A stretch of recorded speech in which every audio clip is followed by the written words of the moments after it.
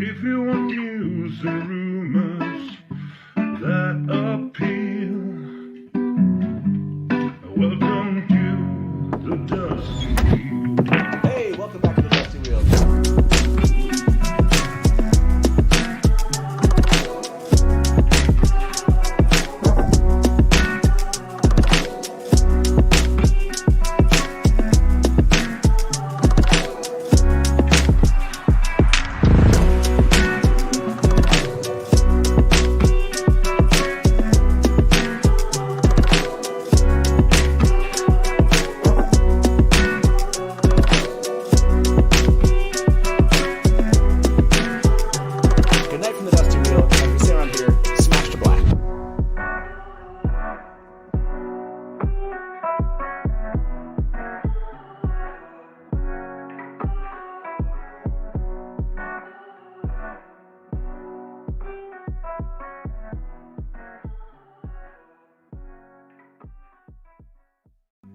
If you want news and rumors that appeal, welcome to the Dusty Wheel. Hey, welcome back to the Dusty Wheel.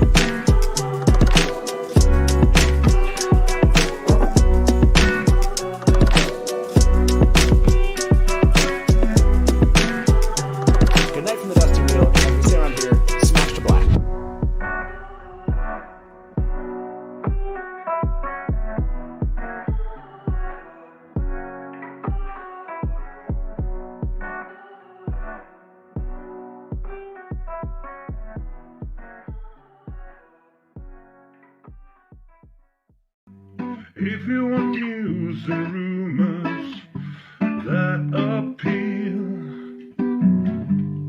welcome to the Dusty Wheel. Hey, welcome back to the Dusty Wheel. Hey, welcome back to the Dusty Wheel. I'm your host, the Innkeeper, and this is our live call and talk show all about the Wheel of Time. We're here to talk about whatever Amazon and Rafe are about to drop at Comic-Con. And to do that with me, for the first time ever here at the Dusty Wheel in the studio, well, I wish you were both here in the studio, my two guests, Daniel Greene and Nae'blis. Welcome to the show, gentlemen. I love it. I love the mask. Mm-hmm. That is the perfect mask for tonight. Hi. Oh my gosh. Wait, Nae'blis and I didn't coordinate this. What just happened? Yeah, can you we'll just start this again. If all of you are here, yes, we are here to watch news that's about to drop. I'm going to put that banner up once it does. Okay, this is how it's going to work. Just remind everybody that's here. As far as we understand, Comic-Con will be dropping this video in their playlist. We'll drop that link here for those of you in chat. I'm sure an admin can drop. We've been dropping it all day this has been building up. Basically, in about 8 minutes, the belief is that Comic-Con will drop this video in this playlist, and I'm sure everyone will scramble at that moment to find the video and to also find Rafe's part in that. The hope is that Rafe will be speaking. Maybe we have reason to believe, if you read this panel description, that host Tim Cash will lead each panelist through their own standalone series conversation filled with illuminating discussion and exclusive asset drops and announcements. So we believe that's going to happen here. If it does happen like that, we'll try to find that timestamp and show it here on the screen, play it, and then we're going to spend however long and whatever we get just talking about it, taking phone calls from you. This is a live call and talk show. We'll open the phone lines up. I'm going to hear from Nae'blis and Daniel. It's going to be a blast. Thank you all for being here. What do you think about this? We have 8 minutes to go. Let's talk about this. Daniel the Goblin, what do you think? Are we going to get a trailer? I know everyone's been saying no trailer. So what are your expectations at this point? I am expecting well-turned calves.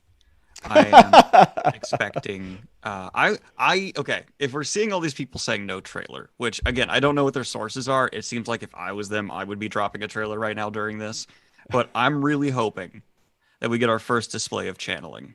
That's what I want to see today. Okay. And if you want Yeah. to get people hyped and talking and stand out from like the other fantasy shows, the Wheel of Time magic system is a way to do it quickly and effectively that'll entice a lot of people. So Yeah, I love that. Is Channeling. my choice. Okay. Channeling, those of you watching in chat here, channeling, is that what you want to see today? Thumbs up. The chat's going to go crazy with that. There'll just be a bunch of thumbs up here. Nae'blis, what is on your kind of list of hopes to see at this point when it comes to whatever Amazon's going to drop? I think we're going to get the first 3 episodes. And Totally. I actually agree with Daniel. I've been saying this. I don't think we're getting a full trailer, to be very clear, define the trailer. But I do think we get, call it a teaser, call it whatever. We're going to see some action shots. They're at the stage where they've got that stuff. They have those assets. Why in the world would you squander this opportunity to release something like that? And along those lines, their goal with talking at an event like this is not to grab Wheel of Time fans specifically, but it's to show somebody that's paying attention that might be a Game of Thrones fan or a Witcher fan that might grab my attention and make, I got to watch that when it comes out. Like that's the intention here. So the type of content they're going to release will be something along the lines of channeling, action shots, CGI, spectacle, buildings. Maybe we'll get a shot of the White Tower.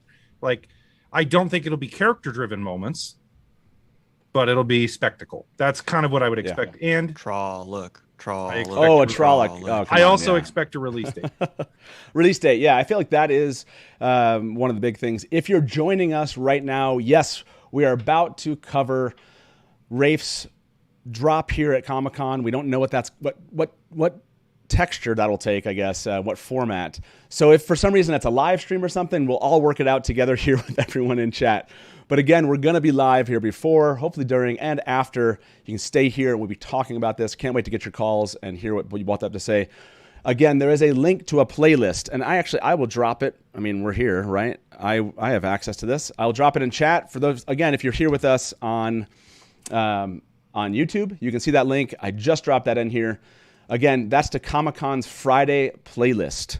And what we've seen them do, and if you see here, if you refresh this page, you can see there's a number of videos that are hidden from view. 85 still to go today. And so they're dropping these in the playlist. Like I said, it's going to be madness when this drops here in 5 minutes. Everyone's going to rush. Hopefully people will be sharing that information as far as what they see. And the hope here is we'll get a standalone conversation with Rafe. We'll find a timestamp. We'll play it up here for everyone, and then once we've all seen it, we'll react to it. So that's what's about to happen if you are here. Again, if you don't know these gentlemen up here at the top, Nae'blis runs an amazing Wheel of Time channel. It was fantastic content. It just recently hit 25,000 subscribers. Make sure to go check his channel out and follow it. And of course, you all know the Goblin, Daniel Greene, I think is over 300,000 subscribers here now, began his sojourn here on YouTube in the Wheel of Time and is returning to his roots a lot lately, of course, because we're right on the show. you're proving the fact. This isn't just some random person with a mask on. It is actually Daniel Greene. How did you keep your earpods in with that thing on? I can't get my earpods to stay in when I'm sitting here. He can't hear me? Can you hear me? Can you hear us, Daniel? Daniel's like, did the mask hit this audio? So while Daniel, I think, fixes his audio, we'll try to keep this going. Now, recently, you're back. You can hear us. Awesome. Sorry. By the way, there's tips coming in. Thank you very much. Nathaniel Friday, appreciate the tip. Alyssa Powers, a braid tug, love it. And Jesse Sirks, thank you very much. I think I saw Brando and Omar. You guys are awesome for the tips here at the Dusty Wheel. Again, if you guys like live Wheel of Time content, subscribe. This place is a lot of fun and will continue to be fun. Taylor and I talked about this 2 years ago. We started this little journey here at the Dusty Wheel as live weekly call-in talk show, and this is almost one of those beginnings moments. So yes, thank you all for being here. I don't know how many we have here, but you're amazing. 1450. So there's almost 1,500 of you here. You're ridiculous and crazy and nuts. And shouldn't you be working? Why isn't anybody working? Hey. Like, get back to work. I quit my job for this. You quit just for this moment? Okay, we got 2 minutes left. Any final thoughts, words, things you want to add? We have 2 minutes. Everyone's probably refreshing that playlist right now. I know Taylor is behind us, the scenes. Yeah, any final words, Daniel? I am 100% certain that I will watch this and feel things and be excited Nice. And some might say thrilled. That is my take. Yes, that's a good take. Okay, well, we got like just about 1 minute left. Nae'blis, any final thoughts before whatever's about to drop? And like I said, we'll do whatever we need to do to figure out how we're going to handle whatever drops here. But yeah, Nae'blis, final thoughts. Well, I think I'm going to echo Daniel. I think no matter what happens, we're about to feel something, whether that's like deep disappointment or really excited, or we're going to have something to talk about for like 7.5 hours after this. So yeah, get it ready. Let's hope, right? Well, let's hope. Thank you very much, Christopher. Thank you for that tip. Really appreciate it.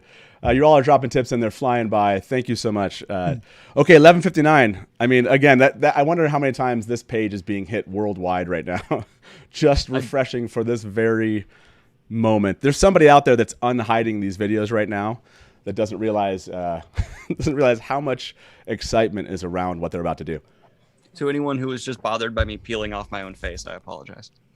Well, what I said while we were waiting, I said, Daniel, I don't know how you kept your earpods in. I can't get my earpods to stay in when I'm sitting here, let alone putting a mask over them and pulling it off. That's what caused the problem. It pulled one out. Okay, so they just unhid two. Uh-oh. I see Dragon Prince, critically acclaimed artist. I don't see anything there yet. Wheel of Time first episode. I'm joking. Where's Amazon.com panel? There it is. Oh, shoot. Okay, so the link to that, I'll drop it here for everybody in chat, and then let's find this timestamp. Oh, he's right at the beginning. So Taylor, he's playing right at the beginning. So did you get the link? Yes, I'll send it to Taylor. He's right at the beginning here. Let's play it. So Taylor, you got that link I just sent you? Yeah, you got it. 1 second. Okay, we're going to set this up, everybody. It looks like it's right at the beginning of the panel. Tim Cash looks like he talks to Rafe, I want to say, for the first 15 minutes. So, well, dang, let's get this moving. Taylor's about to do it. So, gentlemen, for the two of you, if you want to start right when we start here, we'll put it up on the screen. I'll tell you when we're going to play it. Taylor, you ready to play this thing? Are you sure this is the right one? Yeah, I just sent it to you. That Amazon panel Comic-Con link that I just sent you. Sorry, Taylor's just spinning it up, everybody. Okay, there we go. Okay. The link you sent was actually the wrong link. Oh, gotcha. Okay. Let me know when you're ready, Taylor, and we'll play it. I think everyone's already watching. Good to go. Okay, here we go. Press play. We're pressing play. Here we go, everybody.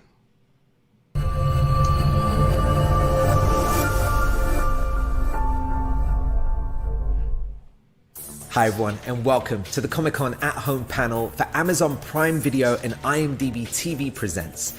I'm Tim Cash, and today I'm going to be speaking with the cast and creators from some of Prime Video and IMDb TV's biggest titles, including The Wheel of Time, Evangelion 3.0 plus 1.01 Thrice Upon a Time, Leverage, Redemption, SOZ, and I Know What You Did Last Summer. As well, coming up, you can look forward to some really great exclusives in store that you at home will be the first to see anywhere in the world. So sit back. This is the best seat in the house. Welcome to Comic-Con, and let us welcome our first guest. Joining me right now is the showrunner and creative force behind the year's most highly anticipated fantasy series, The Wheel of Time. Please welcome Rafe Judkins. Rafe, thank you for being here. Welcome to the show. Hey, Tim, thank you so much. It's great to be here. Where are we talking from? Where are you in the world? Right now, I am in Prague, Czech Republic. I am actually in the chair that I sit in when I read Wheel of Time. It's no secret I've been looking forward to talking about the Wheel of Time for a while. To give everyone some context, this is not just a regular TV series, right? It is based on undoubtedly one of the most enduring and best-selling fantasy series of all time. I mean, the numbers are astonishing. Over 90 million copies sold worldwide, which is a lot of zeros. Take us back to your origin story with this project. What's your personal connection to Robert Jordan's epic story, and why was this particular project one that you wanted or felt you needed to be involved in? The Wheel of Time was actually something I read when I was younger with my mom. It was this book series that sort of connected us to each other, especially after I came out of the closet. It was this thing that let us each see what it's like to be a person who's different in the world. You know, her as a woman in a Mormon family, and me as a little gay kid in Utah. Like we could connect over this book, and the women who were inside of it, who had to be themselves in this world that was very different. It's like your own biography should be turned into a movie at some point. No, I don't think so. No one wants to watch that. But yeah, no. So the book series was always like very near and dear to my heart, and I always thought it would make a great television series. So it was the one that I, was always sending emails to my agent about, and she's like, I don't know what that is. Like, I've never heard of this thing. Just pay attention to all the stuff you're working on. And I was like, The Wheel of Time. This is for real. Like, this is going to be a really meaningful show. And I believe in it, and just kept chasing it until finally Sony got the rights. And then we took it to Amazon. How long are we talking? I mean, when you talk about The Wheel of Time, as we realize, time is a very long thing. How long has this project been in your life? This project has been in my life for what feels like forever at this point. I had read the books when I was way younger, but then I first came onto the project with Sony back in 2017, I think. Okay. And then we started shooting in fall of 2019. So most of us now, I mean, it is a continuing joke on the show of us all feeling like we have pretty much given our lives to this project at this point. There's a great lesson in perseverance there. The series spans 14 books and, welcomes readers into really one of the richest worlds ever created. I feel like I'm being dramatic, but it's Comic-Con, and I mean it. At its core, this is an adventure story full of twists and turns, but one that also weaves in a fascinating and very unique mythology. For the uninitiated, can you tell us a bit more about the story and mythology of the Wheel of Time? And then this is a big question for fans tuning in. How closely will the show mirror the story in the books? So, I mean, summing up the Wheel of Time for the uninitiated is a difficult thing to do. But the thing I always think of is that it's sort of, it sort of sits in the fantasy pantheon as that connective tissue between Lord of the Rings and Game of Thrones. Right. It was one of the first fantasy projects that really took you into this unbelievably expansive world and created more POV characters than you usually see in fantasy books up until that time. Obviously, I want to stay as close to the books as we possibly can. These are really beloved books, but I love them. There's a great story there. We want to tell it, and we want to tell it in the way that's best for television. Like, this really is a true adaptation of the series. So there will be a lot of things that are different from the books, certainly, but I think it always stays true to the heart of the books and the spine of the storytelling. You mentioned something super interesting about this show having characters with POV, a point of view. Break down why that is interesting when it comes to the world of making television shows. I think one of the great things about TV is that it lets the audience bring these characters into their homes and into their lives, and you really think of them like friends. You want to see what happens next to them. You feel comfortable being with them. And I think that the best fantasy series do that as well. And that's why some of them have translated really well into television. The reason that I always chased the Wheel of Time and really believed in it as a TV show is because I think the characters in it are exactly those kind of people that you keep wanting to come back to. And the author, Robert Jordan, was really careful about giving each of them a very full interior life and agendas. They're always working towards something, even if it's not necessarily working towards the story he's trying to tell.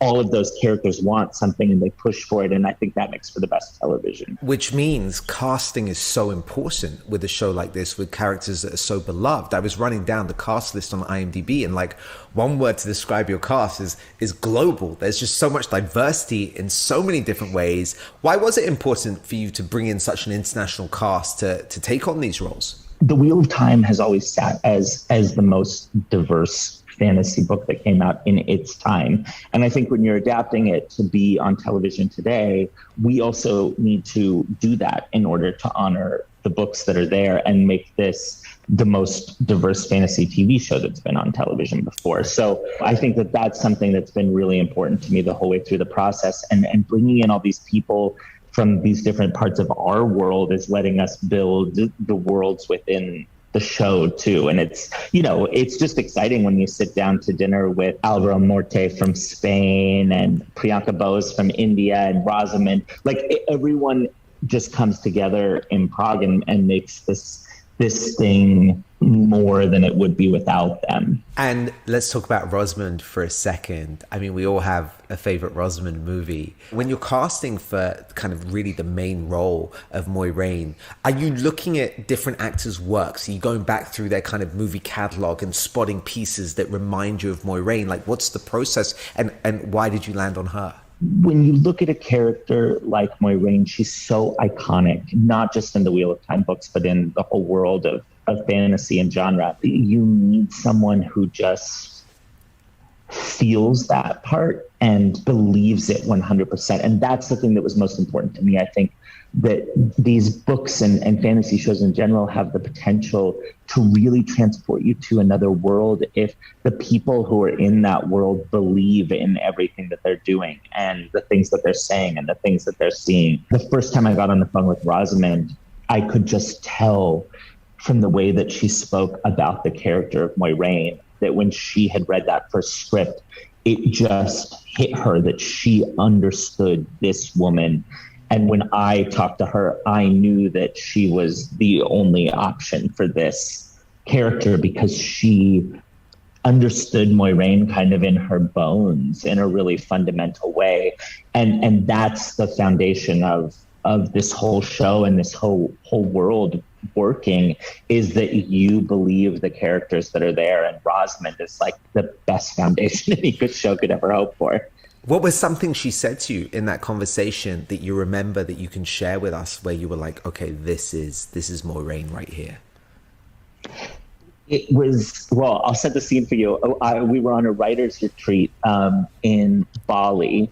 Glamorous. Yeah, it was very glamorous. I mean, we were in the jungle though. We were meeting with people who believed in past lives and shamans who sort of read your past life just to get everyone in the mindset of it. And I'm talking to Rosamund and it's on a really weak connection and a horrific thunderstorm. And I was just like, this is going to be a disaster. Like, I'm going to keep dropping in and out. Like, there's no way this is going to work. And then her voice just came through the phone crystal clear. And I remember the first thing she said to me, she said, Rafe, I know this woman. I can be this woman. And I will never forget that because it was the first words that came out of her mouth. And you could tell she was just so passionate about this character and this story that she didn't even really want to talk about anything else. It was just Moiraine was the only thing she could think of and talk about. I'll never forget that call and that little like that touch. I'm so happy I asked. Listen, I said this earlier, right? But this is really a massive world building series. We're talking a literal ton of locations, characters, creatures, but also cultures from fans to immerse themselves in. Behind every great showrunner, there is an even greater team, from what I've heard. Let's talk about your team for a second. Who are some of the people you're working with to bring this all to life? I'm just so lucky with this show to have an unbelievable team with me. From our producer, David Brown, who did Outlander, our EPs, Mike Weber and Mariko Kehoe, who did The Crown, The Queen, everything good you've ever heard of. And then the writing staff too, it was just really important to me to find people who brought very different kinds of storytelling to the show. My number two on the show is a woman named Amanda Kate Schumann, who is an incredible writer who doesn't really like or care about fantasy at all. And so she always made sure that our characters felt authentic and real. And our director, of course, Uta Briesewitz, who is incredible from Westworld and Stranger Things and every show that you've watched and loved, she's directed. And she came in with such a strong vision of what this world could look like and how to capture it, again, in a way that felt really, really grounded. It must be interesting to showrun a project like this because there is such a diehard fan base of so many of us who know these stories, and much like you feel kindred spirits with these books, so do we all. So it makes us very harsh critics. Talk to me about, you mentioned a great word, authenticity. It is something that us fans are so grateful for when it's done right. How important was that for you? Because it's brilliant that you bring up a perspective of someone that's not into fantasy to keep it authentic and grounded, yet at the same time, someone like yourself who has been married to these books for so long. I think it's really important to find that balance around you all the time and have, I always want to hire people that challenge me and sort of say, is this the right way to do this? So you can really stick true to it. So we had the same thing. I mean, we had, people who had basically the seminal moment of their lives was reading The Wheel of Time in the writer's room, and then people who'd never read the books. And so I think that balance really lets you remind yourself of the things that are important in there, the things that ring true, and not get too tied into the stuff that actually makes the adaptation worse than it would be because it's sort of fundamentally breaking things just to deliver them exactly as they are to TV. The Game of Thrones finale taught us all as viewers kind of what happens when you run out of books. Now, I still love that show, but there's so many, everyone's so divided. With 14 books, are you ever in danger of running out of story with The Wheel of Time? I mean, I feel like my danger will never be running out of books. Right. I think it's more, the challenge that we face is how do you tell this story the most cohesively and the most coherently in what is a reasonable number of seasons of television. Right. So it's something I really set out to right from the beginning. I think you really need to know the end of your story when you start telling it. I think that's true for television, even though it's serialized and goes many years. Like I sat down and broke out what I thought 8 seasons of the show might look like before I started writing the pilot, because I felt like you have to build in this knowledge of where you're going and how you're getting there from the very beginning in order to tell the stories the best you can. But let's talk thematically for a second. What do you think sets The Wheel of Time apart from other fantasy series out there? And what do you think fans are going to enjoy the most about it? I think the thing that always defined Wheel of Time was both its characters and its world. And those are the two things that I try to stay the most true to, because those are the things that drew people in and made them read these books over and over again and give them to their friends and come back year after year for 14 full novels. And so the specialness that exists in those characters and that world, I think that's my job, is to figure out how to most effectively bring that to TV. And I think thematically right now, a story that is really about balance is something that's meaningful in the world. So I think with our world being very divided and hyper polarized, it's really refreshing to see a fantasy series that is not so much good versus evil as balance versus imbalance. And I think that is a message that's worth writing about right now, and something that is really meaningful. This all just moved faster than I thought. We're already at time, and time is something I guess we got to respect, especially when talking about your show. Before you go, I know you've brought something along with you today to share exclusively with the fans at Comic-Con at home. I promised everyone at the top of the show some great surprises. So, Rafe, the floor is yours. Go ahead. What are we about to see? We are about to see the first teaser poster for The Wheel of Time. I don't want to say anything more about it until they see it. I feel like it says it all.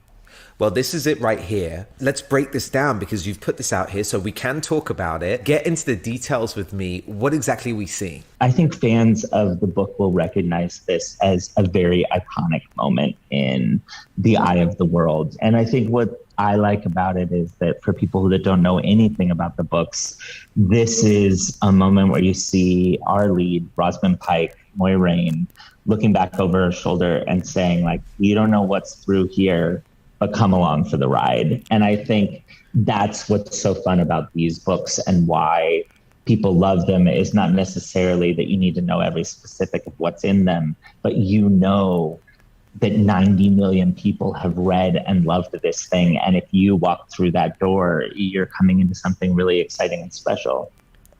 And what a great idea to use this as the poster for it, for both fans who are initiated with the show and brand new eyes and ears as well. Rafe, honestly, thank you so much for joining us. I had such a wonderful time chatting with you. I know we all enjoyed and appreciated you coming here to talk about The Wheel of Time. Honestly, cannot wait until November, right? November. The Wheel of Time is coming your way. And it was nice to meet you too, Tim. Thanks so much. Hey, thanks, Rafe. Thank you so much. I'll let you go back to doing what you do. Okay, thanks. We'll talk to you soon. Now, like... Okay, that's it, everyone. It's over. By the way, Daniel's getting some love in chat for like saying something. But so initial reactions to just the overall interview and what was said. We're going to open the call lines, get people's feedback here, but I'll go to you first, Nae'blis. Yeah, your overall reaction to those last 15 minutes. There's my reaction. No, take me a second. Yeah.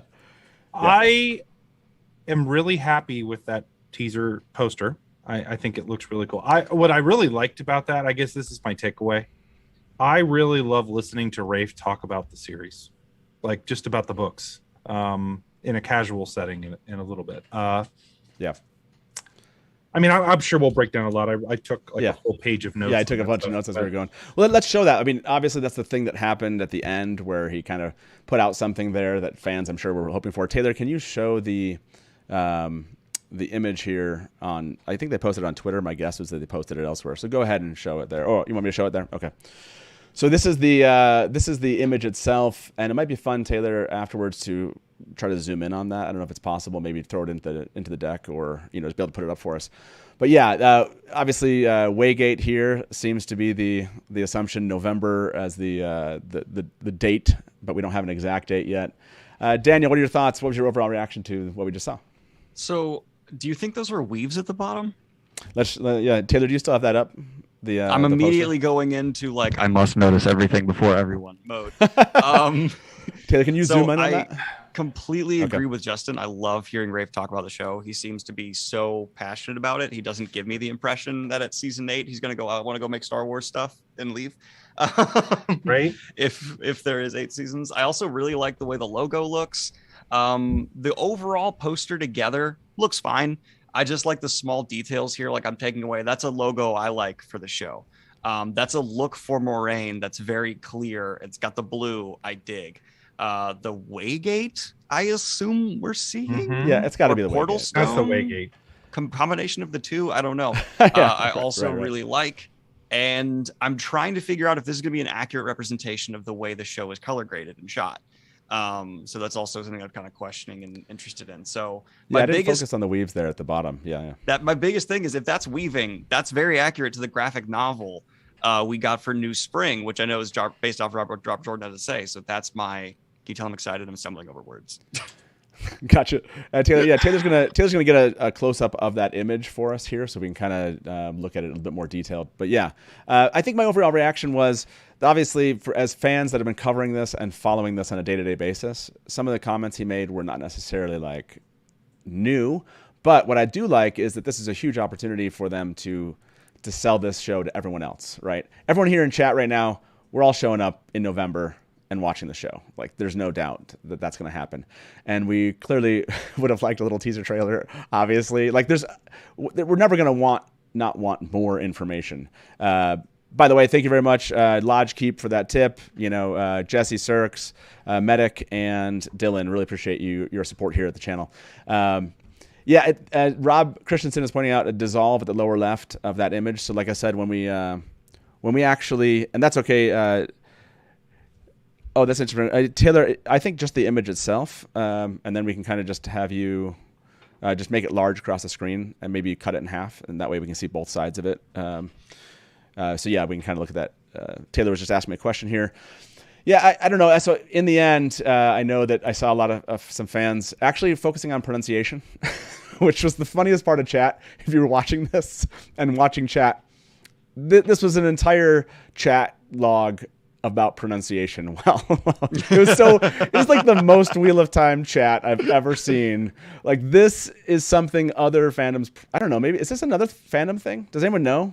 And is anyone as dedicated to other fandom that knows that pronunciation is like a thing? Oh man, it was hilarious to watch how many people were so uber focused on his pronunciation of, by the way, Moraine, the 700 ways we've all said this name in our lives. It's awesome. Okay, so let's do that. We'll jump back to the image as soon as Taylor has something for us to look at. I do want to, while we're here, let's talk about that interview. Anything that stuck out to you, Daniel, specifically? I don't know if you timestamped it or whatever, but was there a comment that he made that really stuck out to you across those 15 minutes? I love that he called it global. I feel like that's a great way to describe Wheel of Time, because mild spoilers for the series in terms of lore, it is a world that's been broken and reshifted and put back together. And as a result, it is all mixed and jumbled up, and all these cultures are layered over top each other. And that's one of the real beauties of the world of the Wheel of Time. And I think that's fantastic. I'm also staring at this. You guys seem to be convinced it's a Waygate. I'm not as convinced, because there's no leafy place and stuff. So yeah, here. Like, I'm not sure. We can totally dig into that as soon as, once we get this image back up, we're going to dig into breaking that down. Yeah, that's a good question. I do like the focus on the global side. I think that's an important piece of this. So yeah, I like his comments there. That was right around, I think, the 6 minute in, he was asked about the diversity of the cast. I thought that was a good portion of his interview. Nae'blis, was there one that stuck out to you? Well, I'll echo that, because I agree. I love the thought process, because behind the diversity. I'm not going to rehash it, because you and all three of us are in agreement on this. But I mean, that seems to be a divisive topic for a very minority portion of the fan base, right? Sure. I love hearing Rafe talk about that. I love hearing him defend that. I'm full in favor of it. But the concept of this, of bringing, Daniel would probably better be able to speak to this, but diversity is not something that is typical for fantasy. I mean, it's usually, Peter Jackson inserted female characters into The Hobbit so that there were actually women in The Hobbit, right? Like, just to put that in perspective. So this is traditionally a genre that is not known for its diversity or representation of any type. And so this is I love that he brings up Wheel of Time is a great place to be able to do that, because it does go with the story. It is a world where everything is diverse. And Robert Jordan did not make, as you guys did a video on the topic, he did not make this about race or Right. I guess you guys could say it better, but that was one thing. The other thing, and I'm going to skip ahead in what he talked about that definitely stood out. Two things. One, him talking about Rosamund and understanding the character of Moraine. I loved that whole interaction, because this is a character-driven story. And they are, to have an actress, I guess, of her caliber really getting into that role and understanding it, that is going to translate so well to us identifying her as Moraine in the show. That's something I'm really looking forward to. I think the quote was, he said, Rosamund said, "I know this woman." So that was good to hear. I loved that. One of the ones that stuck out to me, and during a conversation we might actually play it again. He was asked by, was it Tim Cash, the host, about basically how this fits in from a genre standpoint, and he called it the connective tissue between Lord of the Rings and Game of Thrones. I think. Am I wrong? Am I right in remembering that? An interesting thing to say, and I don't disagree. That was interesting. I liked that. Yeah, I think we've all maybe said this in a time. It's like, it's a little bit of this, it's a little bit of that, and it's its own thing. And I like calling it the connective tissue. In many ways, I think there is a certain amount of fandom around the world that loves Lord of the Rings and loves Game of Thrones that this will appeal to. I think there are some connective tissues here. So I absolutely think that's an incredible marketing way of phrasing it too, because about two diverse fantasy crowds, right? Let's bring those together and say that we're kind of a combination of the two. And I was gonna say, the other thing I caught, Matt, that it was great to hear. I don't know that Rafe definitively said this, but he said, when I sat down to write the pilot, I thought 8 seasons. Yes. So 8 seasons is kind of where his head was going. Not that can't change, but getting a feel for what he sees as the possibilities here. 8 almost feels a little bit, I know this isn't a strange thing to say, like I was 7 maybe, to keep the show really, really tight as to all what's going on. I mean, 8 almost feels like we'll get into that slog conversation that people love to hate or hate to love. Go ahead, Daniel. I'm gonna yell at Amazon about something. Okay. And this is the capitalist in me coming out, I guess. Why is there not immediately a link for me to buy this poster? It should have been first thing Yes. right away. Right. And here's the poster for you to go purchase. I just checked Amazon. I just checked their Twitter. Where's the poster for me to buy? I want bed sheets. I want phone cases. Give me Taylor, this. do you want to have the poster? You are Amazon. Okay. Yeah, no, that's a good point. When is the merchandising going to begin? Because I know there's over 2,000 people here that probably would have bought that poster right now. As upset as they would have perhaps, or they are, about what they received today. I mean, Noel G left a tip and said, the fan in me is disappointed we didn't get a teaser, but the nerd and consumer in me is even more deeply invested because of these crumbs. I also really loved listening to Rafe. He knows the books deeply and truly. This did feel a lot like talking about Rafe as the showrunner, which I think is important, which is good.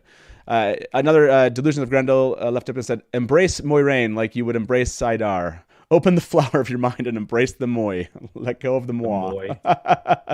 And Brian Mullen said, are we not going to discuss that he blocked the story out for 8 seasons? Biggest nugget of the interview. Yeah. So, I mean, do you like this, Daniel, this idea of 8 seasons? I think I actually said in the video I dropped this morning that 8 or 9, or maybe I said 7, 8, 9. Something about that feels right to me, especially to keep a mainstream audience interested. If you kept the pace of the books, you're not going to keep them all there. So condensing it down, that seems about where I would put it. Although, of course, there was a part of me that's like 80 seasons. I want it to be coming out till I die. No, it's yes, and like you said, there's so much material, right? He could do. What did he say? Like he could do like 780 something. I don't know. He mentioned a large number, but 8. Again, I haven't tried to block it out. Have either of you actually sat down and blocked out an 8-season arc for the Wheel of Time? I didn't do 8 seasons, but I did kind of very roughly block it out. And I think 8 is probably appropriate. And let's keep in mind, if that feels long, because I know you made that comment, Matt, Game of Thrones could have gotten 2 more seasons if they wanted it.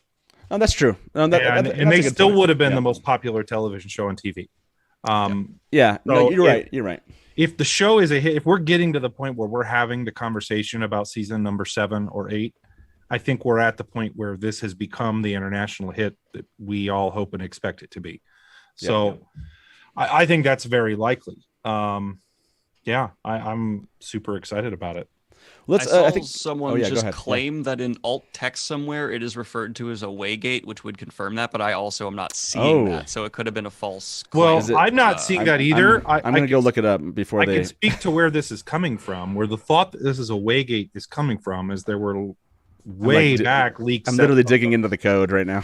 that are of this. Okay, so it says, I see the poster depicts an iconic moment from the other world. Let me see. Hold on. Okay, the poster depicts an iconic moment from the Eye of the World. Moiraine is standing beneath slowly moving clouds and wrapped in a blue cloak that is blowing in the wind with its hood down. Looks over her shoulder at the audience as she steps through a waygate into the unknown. She is inviting us to go on a journey with her. The words Amazon Prime Original and November 2021 are overlaid on the image along with the Wheel of Time Serpent logo and Prime Video smile. There you go. Little inspect tool on your browser. Anyone can play this game. So, yes, that is what it says. It is a waygate. There's no waygates are confirmed. That's right. Taylor, do you want to throw this image up here?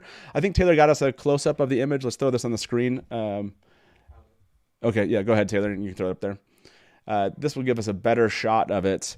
This is the lower. That's everything in the lower left-hand corner, so you can kind of see. Yeah, that does right. There's obviously it looks like there's some weaves coming here, and I like the different colors of the weaves. That does show that they're aware of there being different colors. Let me pose this question. Are you sure those are weaves? Because if this is a waygate, now she doesn't look overly pressed by it, but I mean, if we're getting into moderate spoiler territory here, when she walks out of a waygate, what's behind them?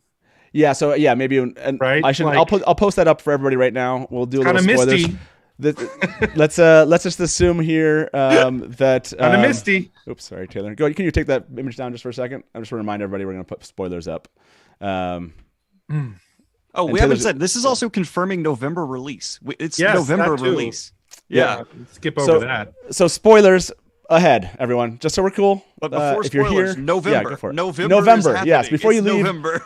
November is happening, right? What's so funny is I've been running a countdown on social media, and now it'll be like up to every day in November. There'll be like a number of days until November ends. Just give us the day. Just give us the day. I'm just saying November 30th is my birthday. If anyone Oh, at the no. show's listening, it would be a fantastic gift. Okay, so Chris Too Porter- late though. That's too late. Beginning of November. Let's talk. We can mention spoilers moving forward. Taylor, go ahead and throw that image back up, or I can, if you want me to do it. Okay. So Taylor's gonna throw this image up. Let's talk Waygate. I think it's this is gonna. You know what I'm saying about these weaves though, Nae'blis? I think that was just artistic license. I don't think it's meant to represent like everything that's Not happening. a scene It's just, from the show. no, it's throwing channeling in there. Yeah. But interesting to see kind of almost they're making like a dissolve effect of the channeling. That's kind of where I see the dissolve effect here in the lower corner. But maybe that's, I don't know. Maybe that Well, it is looks like the woven. Waygate. I mean, it looks like literally.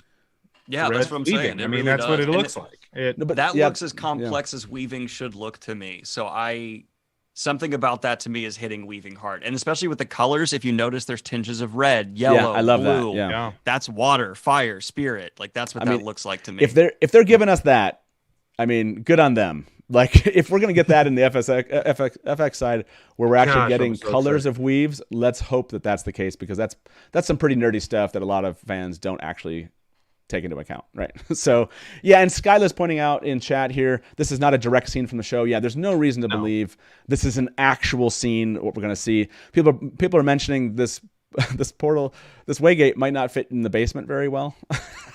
Now that's assuming it's in a basement somewhere. I mean, from some staycation, I can't remember what we called this. A staycationing fan saw this very setup out in a field, and it didn't look like we have any reason to believe that it's not this full thing and versus stuffed in the basement. But it could be, because they showed a green screen behind it. So yeah, any other thoughts on the channeling here? What you see on the screen, Taylor? Do you have a shot of the top of this image also, or are you just going to pull that down? Yeah, so why don't you move this? Give us the top of this. I like as you zoom in, you get a good shot. That actually is a good shot of Rosamund Pike's face. Not that it's not like a digital effect, perhaps, but that is, that looks really good. You can stop right there. Yeah, I like that. It looks hyper Moraine-y to me. Yeah. More rainy. That blue cloak, definitely something they wanted to show off. That's for sure. People are still going over the pronunciation. Are they really?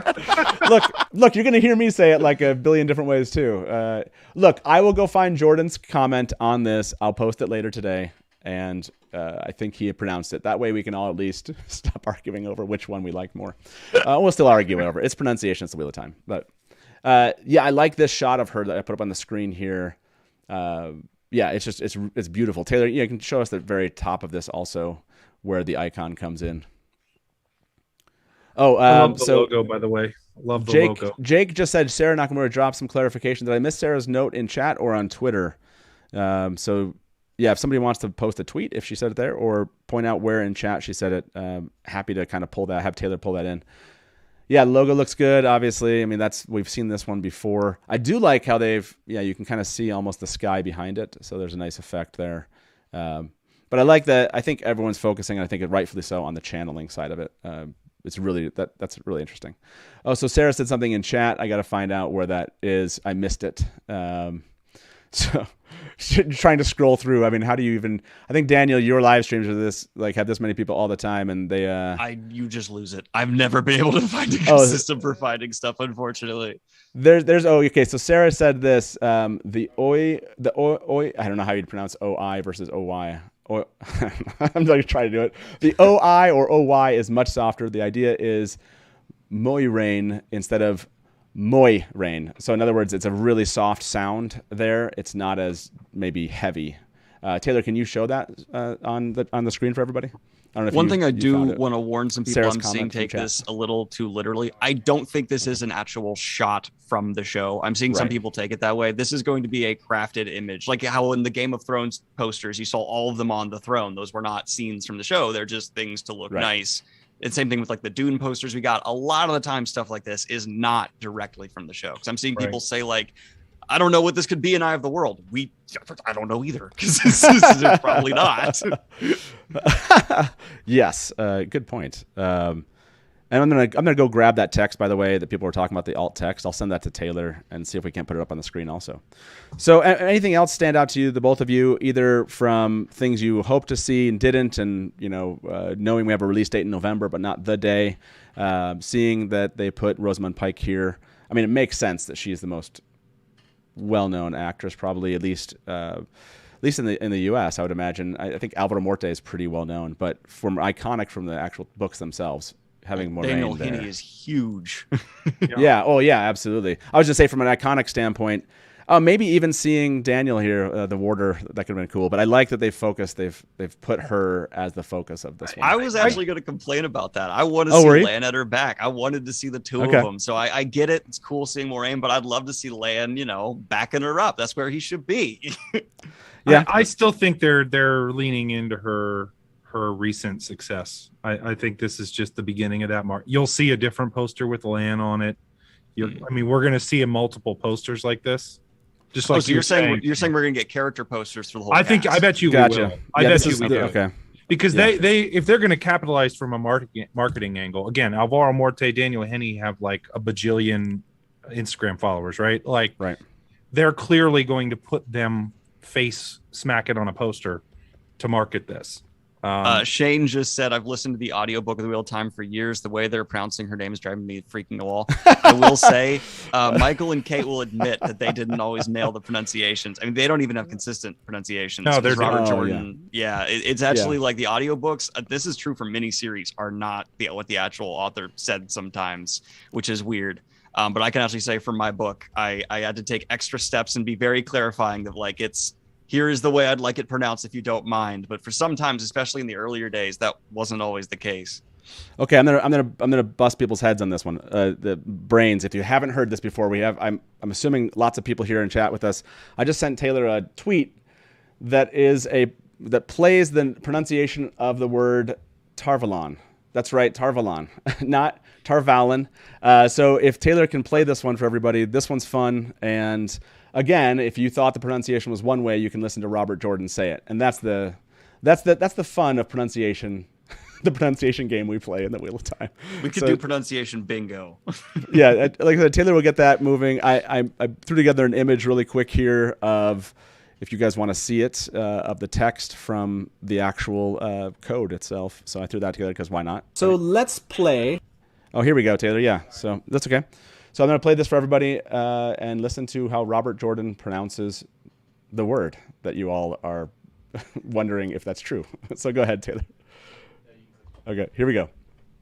Everyone told me that the correct pronunciation was Tarvalon.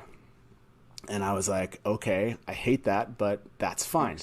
So let's play Robert Jordan saying Tarvalon. Hey, Taylor, we're getting some feedback in there. Okay. I don't know if it's... I'm going to play this for everybody and listen to Robert Jordan. Sorry, everybody. We're getting some feedback in there, so we'll figure it out. Oh, Nae'blis, yeah, do you mind muting that? Oh, sorry, muting yourself. And then we'll play this again. Yeah, sorry about that. Go ahead, Taylor, and try it again. And I was like, okay, I hate that, but that's fine. So let's play Robert Jordan saying Tarvalon. Tarvalon, which I thought was quite self-evident. Tarvalon, which I thought was quite self-evident. Tarvalon, which I thought was quite self-evident. That's correct. Robert Jordan just said Tarvalon, which I thought was quite self-evident. There you go, everybody. Tarvalon. So yes, there's our pronunciation game we like to play. That's just it. But Robert Jordan said it a different way. It is what it is. Pronunciation's a thing that we all love to harp on. Oh, good times. Okay, so I like the idea, Nae'blis, that you just said. We're actually getting likely more posters like this. But you and Daniel were kind of riffing on the idea. Yeah, this seems to be like the kickoff of their marketing efforts. I think there was part of it. I was hoping a little bit more. We'd get a little bit more, right? Maybe a casting announcement of like, hey, by the way, Forsaken are going to be in this show. We just haven't told you, or maybe some kind of like the first real look at a Trolloc. That was kind of what I was hoping for. But it's definitely a kickoff from a marketing standpoint. And this is something that Rafe said. I'm going to play this for everybody. This is the comment. You've all seen it. Daniel and Nae'blis, you've seen this one. It was Rafe's video that he put together for JordanCon, where he was talking about a trailer and other things. Let me play this for everyone that might not have seen this already. This was a video, again, that went to people that were at JordanCon, but it is available out there guys, for everyone. I know you're all at JordanCon. I wish I could be there too, but I'm here in Prague. Just getting started on season 2 of The Wheel of Time. I know this is a panel about all the stuff that we've released before. It's amazing to see all your guys' theories on everything that comes out, and we have a lot more coming out soon. There should be a trailer dropping by the end of the summer, and hopefully next year I can be at JordanCon with you. All right, have fun, guys. Bye. Okay, so this came out just last week, right, when we were all at JordanCon. A lot more. What's your expectation here, Daniel, moving forward from this point? Do you see this as the beginning or a beginning of something when it comes to what Amazon has planned from a marketing perspective? Well, Matt, there are no beginnings, right? I know. Said the and immediately regretted it. So I think I need to do more research into how they did marketing for things like The Expanse. Someone said that more character posters are how they marketed The Expanse. So I think Nae'blis is really onto something there. And I would say that if we can properly project that out, I'm hoping we also get a The Boys style drop where the first 3 episodes are at once. That would be fantastic. I think there's some evidence pointing towards that, but not, it's purely me going off of that's what Amazon did for them. And Boys seemed like it was a big success. So why would they change it? But yeah, that's my thoughts so far. Yeah, he said by the end of summer. So Right. we do have a period of time here before the end of summer. We're still looking at and this is so funny. It got speculative. They're like end of summer, like people going back to school, or end of summer, like by the calendar. What is he saying there? But we still have a good 2 months here, and we're talking November release. So if we're talking November release, I thought some people had done some, like you said, kind of when we get trailers as compared to when we get a show. And I thought we were all of the belief that it's kind of that 2-month time frame. Mm-hmm. So that does suggest a September release for a trailer. Is that where you're kind of thinking right now, Nae'blis, or you think we might get something sooner at this point? Well, I think it'll probably be September. I would guess early September. I say that for a couple of reasons. Here's what I'll lean into. Number one, Amazon has the rights to the NFL, so they're going to be broadcasting NFL games. That's a lot of eyeballs. Yeah. I mean, if you're going to start dropping physical trailers, they usually will also drop. I mean, Amazon's typical marketing strategy is also to buy time before movies. So I'm just trying to think of what movies might come in, coming out. Like, I think Dune is in October, right? Dune's October. Yep. Yes. I'm just trying to think of blockbusters that are coming out because Witcher's December. Witcher's mid-December. I think Dune is early October. So as a sweet spot between those makes a lot of sense. And the other thought on this too is if we're getting November, here's where that plays in. I don't think they want overlap with The Witcher. So if The Witcher comes out on December 17th, right, I think that you need the show done by then. Either whether that's an all-at-once release, which I really hope they don't do, or it's, hey, we've dropped a couple episodes, but if you're kind of moving yourself back, it could be the beginning of November. I think this might be a little clue as to how they're going to release the show. If I'm really kind of putting early November, then I mean early November to get through before Witcher launches. Basically. So I would say early November. Daniel. We get 2 or 3 episodes, and then we get 6 in a row. I would be floored if they did all at once because that worked out terribly for The Witcher. That show was in the conversation for a week, then vanished. And if you're a subscription service that wants you to stick around, it makes way more marketing sense to make it last a while so you stick around. I mean, that's just the cynical part of me. It's like, yeah, from a business perspective, that absolutely works. I also prefer it as a fan. But my jaw would hit the floor if they said we're going to drop it all at once. I really don't think that's the case. Mm-hmm. Yeah, and people are noting that NFL technically doesn't take over, I don't think, for a while on Amazon, but I thought that they're still involved or related to it. They are. And by the way, the first day is, I think, September 9th. But a lot of people have brought up Robert Jordan, the day that he passed. I thought they started production of the show on that day or around that day 2 years ago. So people have mentioned that maybe that kind of September, just because it has a meaningful date for fans, that could be when something like that is seen. I still think there's some time here, but this does feel like the beginning of their push. And maybe it's just a convenient time for them to begin to push here. But obviously people are going to be online right now looking for, like, what is this thing that I just heard about, Yeah. But yeah, I can see that happening. I want to show this, Taylor. Do you have that image I just sent you, Taylor, of the alt text? I'll just show people kind of what it shows on the screen. If you want to prep that, you can get that ready. But yeah, I am starting to see people that already know our phone line start to queue in. So Daniel and Nae'blis, you guys tell me when you need to take off. I know you probably weren't planning on spending 7 hours here, but I think it's probably a good time to start taking some calls from fans and see what fans have to say. Before I do that, yeah, any note that you want to make of what we just saw here that you haven't said, either what you saw on the trailer itself or from the poster, or just any thoughts you've had before we start pulling callers in.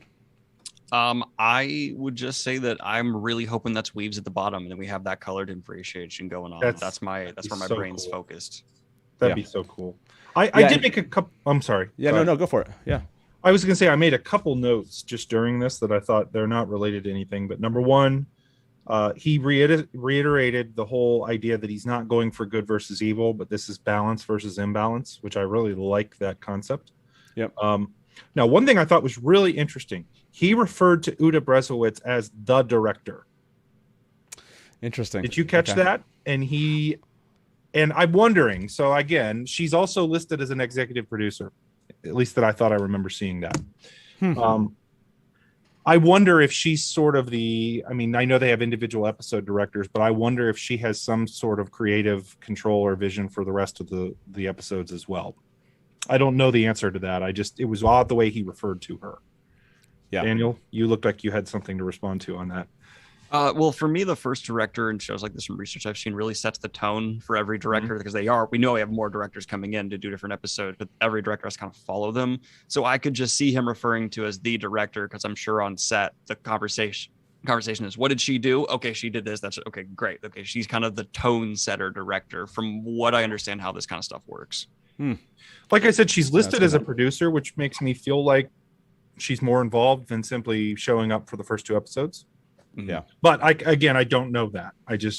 It was odd the way he referred to her. That's all.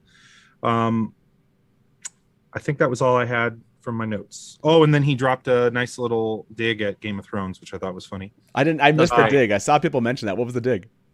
Well, it's good to have a finished show. And I got something like that, where it wasn't him, it was the host that said it, but gotcha. Okay. Yeah, it is good to have a finished books here. Rob Christensen just pointed out in chat, remember there was an interview with Jennifer Salke, the head of Amazon Studios, about the Lord of the Rings show. She said appointment TV is where it's at, not all episodes. So that's probably that feels like a hint of how they could be planning this. And so again, I feel like if we're trying to go every week, then you want to finish this thing or have the finale around the week that Witcher hits, just because eyeballs will be on you. I feel like that's probably the case. So I think that's good. Taylor, do you want to show that? I want to show this part on the screen one more time. It's so funny. People already know the phone number. I haven't even posted it yet. People know the number and are already in queuing. It's awesome. Yeah, Taylor, not the text itself this time right now. Can you throw in the one with the deteriorating, like the poster?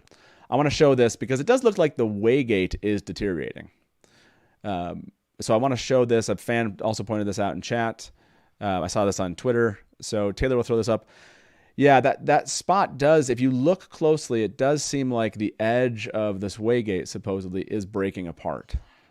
So I don't know, again, if this is intentional. I mean, obviously intentional in the sense of creating this image. But does this relate to something happening in the book? That is an interesting point here that I hadn't thought about, because we're looking at this as weaves. But it certainly, and not that I'm not saying it's not, but it certainly could be that she's being chased out of this Waygate right now. And it could be that this weaves are breaking down the Waygate because what we're seeing from the vantage point of the Black Wind, right?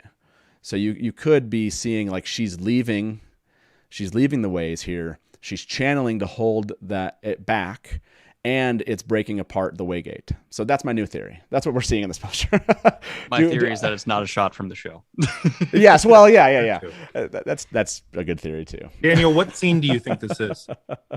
Not in the show. If I am breaking it down, I don't know if it's just me. I'm looking behind the November 21 and the Prime Video logo, and it looks like, I don't know how else to describe it other than it looks like somebody took a pencil and scribbled out something. Not that they did that, but I'm trying to struggle to describe. Is anybody else seeing what I'm looking at the behind the Prime logo? I don't know what that is. Behind the Prime logo. Prime Video, the logo at the bottom. Oh, and so what are you seeing down there? Like it just looks, something is behind it. I don't know what that is. That's like a fully formed weave. Is that the stairs? Is it? Oh yeah, I see what you're saying. Yeah. Yeah, like I don't know what that is. And someone was mentioning in chat just now that there was a Twitter thread. Let me check the tweet thread, please. The second tweet has 2 images. There's no way that's a Waygate. It's too bright and ways are. Oh, so there are some people that may have missed this. So Taylor, go ahead and show this. Take that image down. Go ahead and show the alt text. So this came up, everyone. I thought I'd literally take a picture of the alt text because we can. This is what we're talking about, why we know it's a Waygate. There's no theory here. The alt text of the image that's posted to Twitter says, the poster depicts an iconic moment from the Eye of the World. Moiraine standing beneath slowly moving clouds and wrapped in a blue cloak that is blowing in the wind with its hood down, looks over her shoulder at the audience as she steps through a Waygate into the unknown. She's inviting us to go with her and a journey with her. Okay, so stepping into the unknown. Okay, so my theory sucks. It's dead. Okay, I guess if she's stepping into the unknown, then that doesn't work out. Well, I thought I had something there. Oh well. Those are always fun to have those, just in real time be crushed. Okay. Any other final thoughts? Biggest stream. Yeah, exactly. There are already callers. They're just queuing up here. I'm going to bring our international caller first, and then I'll get to them. Let's bring our first person in. Hey, welcome to the Dusty Wheel. Who's this? This is Jenny, LezbiNerdy, calling. LezbiNerdy, Jenny, hey. How you doing? Hey. So you were calling internationally. I didn't want you to have to spend too much money on this.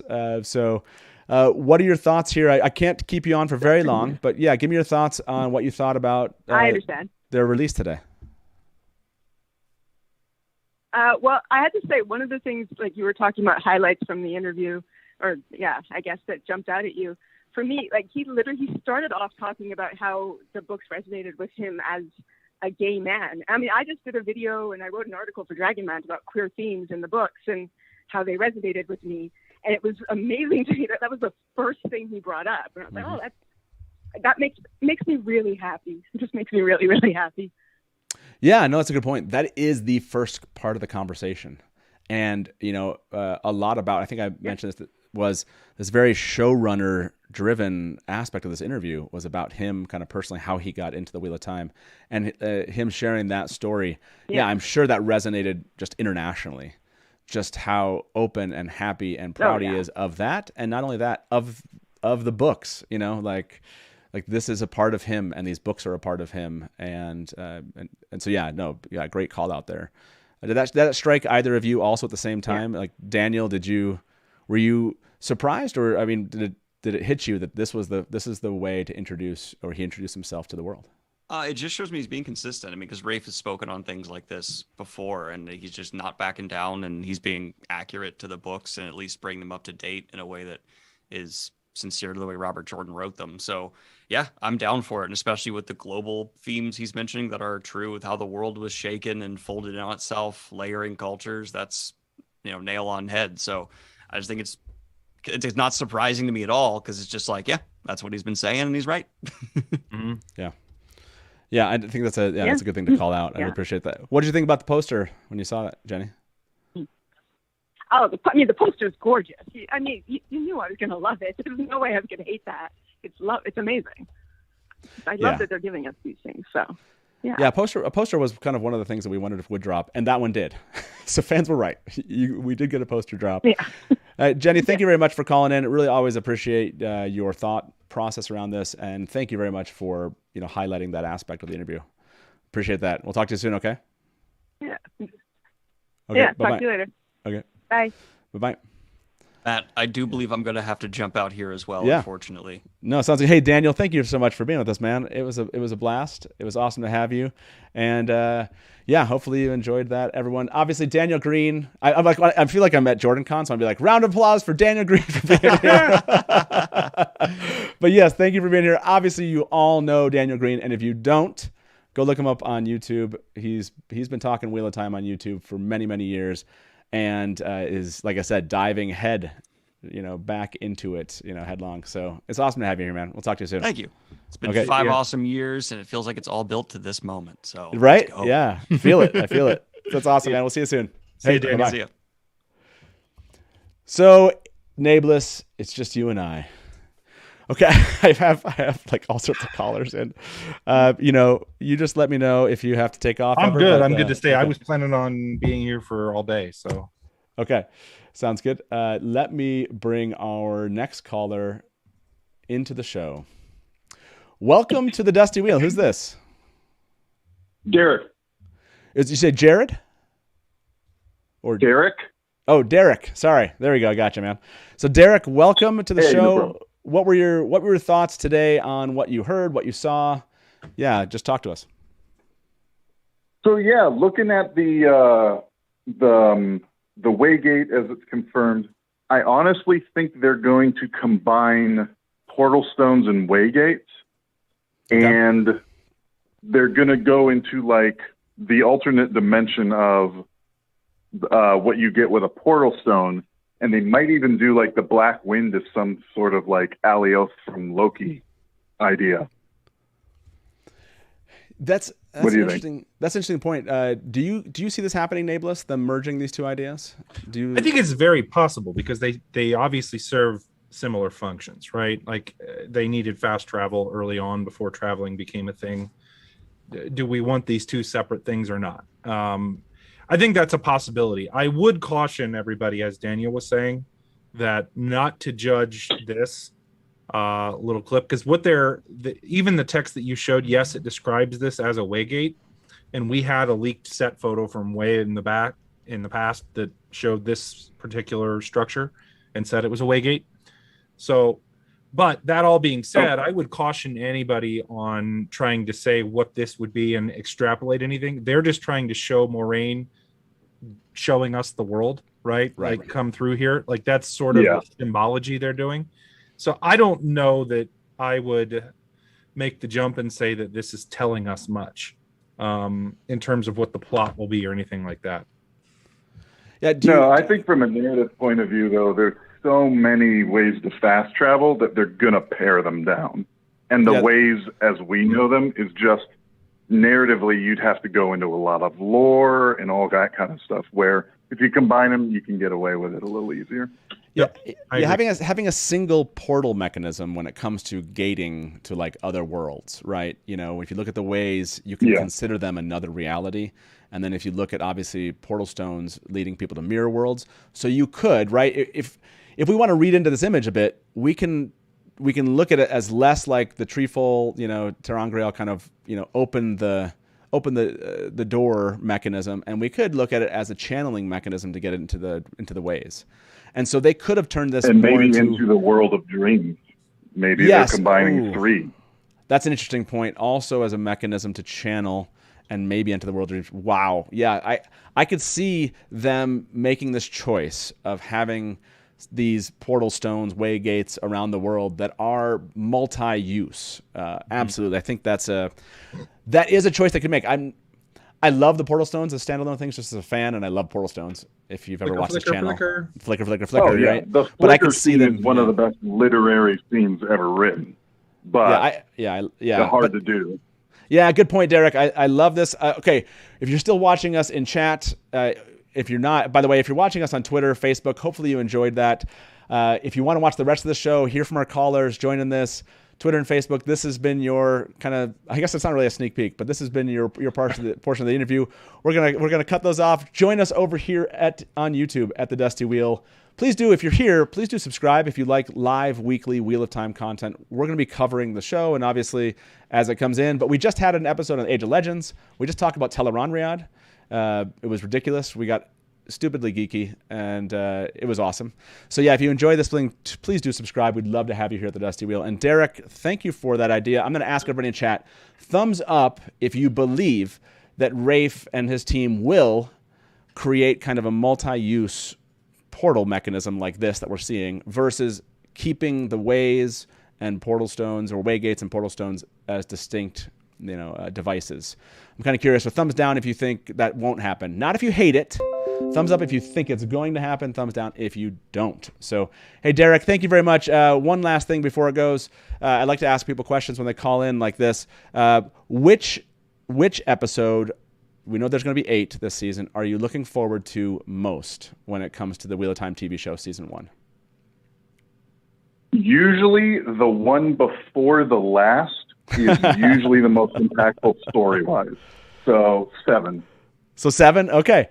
So you're on the hook for 7. I agree. I'm looking forward to the later episodes just to see how they're going to end this out. And that's where a lot of the excitement, let's be honest, comes in. There's exciting things that happen before that. But Derek, thank you very much for calling in, man. Thank you for waiting online. Really appreciate it. And we'll talk to you soon, okay? Hey, thank you. Love the show. Thank you so much. Yep, bye-bye. Well, can I interject something, Matt? Yeah, go for it. 2 things. First of all, for all of you new people watching this, make sure you subscribe to the Dusty Wheel. Let's bump that sub count up 1,000. It'll get us closer to seeing Matt dress up as Lanfear. You had that's one thing. You had to plug Manfear. I love it. I did. It's at 25,000. He's gonna, or 50,000. I'm sorry. He's gonna dress up like Lanfear. So, the other thing, I tagged you in a tweet. Dustin Schluter on Twitter. Turned up the contrast on the weaves. Okay. And so I tagged you on that picture if you want to grab that and look at it. But it does look very cool. You can sort of see the colors a little better. Let's see. Oh, yeah. Oh, there's a lot of people doing some really interesting work here. So I'm going to grab a couple of those as we're talking. So Nae'blis, make some stuff happen here. Talk to the fans while I'm making some images, Yeah, no worries. I feel like I can do that. On the 8 episodes, here's what I love about that. And this is kind of one of the things that I thought would be really cool about the Wheel of Time, like one of the opportunities they have. I mean, for so many of us, and I know many of you in the chat have reread these books over and over and over. I know there are people that have read the books more than 30 times, right? One of the things you notice on a reread is how much foreshadowing there is and how much little things are dropped here and there. What I'm super excited for is if they're planning for 8 seasons, that means they have the ability to drop things in that first season that we're going to come back to 2 and 3 seasons later. And I love that kind of crap. I mean, gotcha. You think they're going to build into, you think they're going to kind of do the same thing the books do from a treatment standpoint of I really think they have the ability to do it. I mean, think about, again, I'm going to use Game of Thrones as an example here because they did not end it well. So I want to take, if you chop off the last 2.5 seasons and throw those away for a minute, there were a lot of plot lines and plot threads that they had just kind of dropped little things here and there throughout the show that really had the theorized, like, think about this, Matt. You started a website for people making loony theories, right? This is true. And not just loony theories, by the way. Just any theories, right? But yeah. Specifically loony ones. But it gives it gives us something to speculate and talk about and have conversations with. And that's one of the things that was so cool with Game of Thrones. I've told this story many times on my channel and on yours, that the sports talk radio here in Columbus, Ohio, like these former NFL football players are on the radio doing segments every week about Game of Thrones and speculating. And the little things like that they have the opportunity to build in, I think are really, really cool, especially if they know they're planning for that many seasons.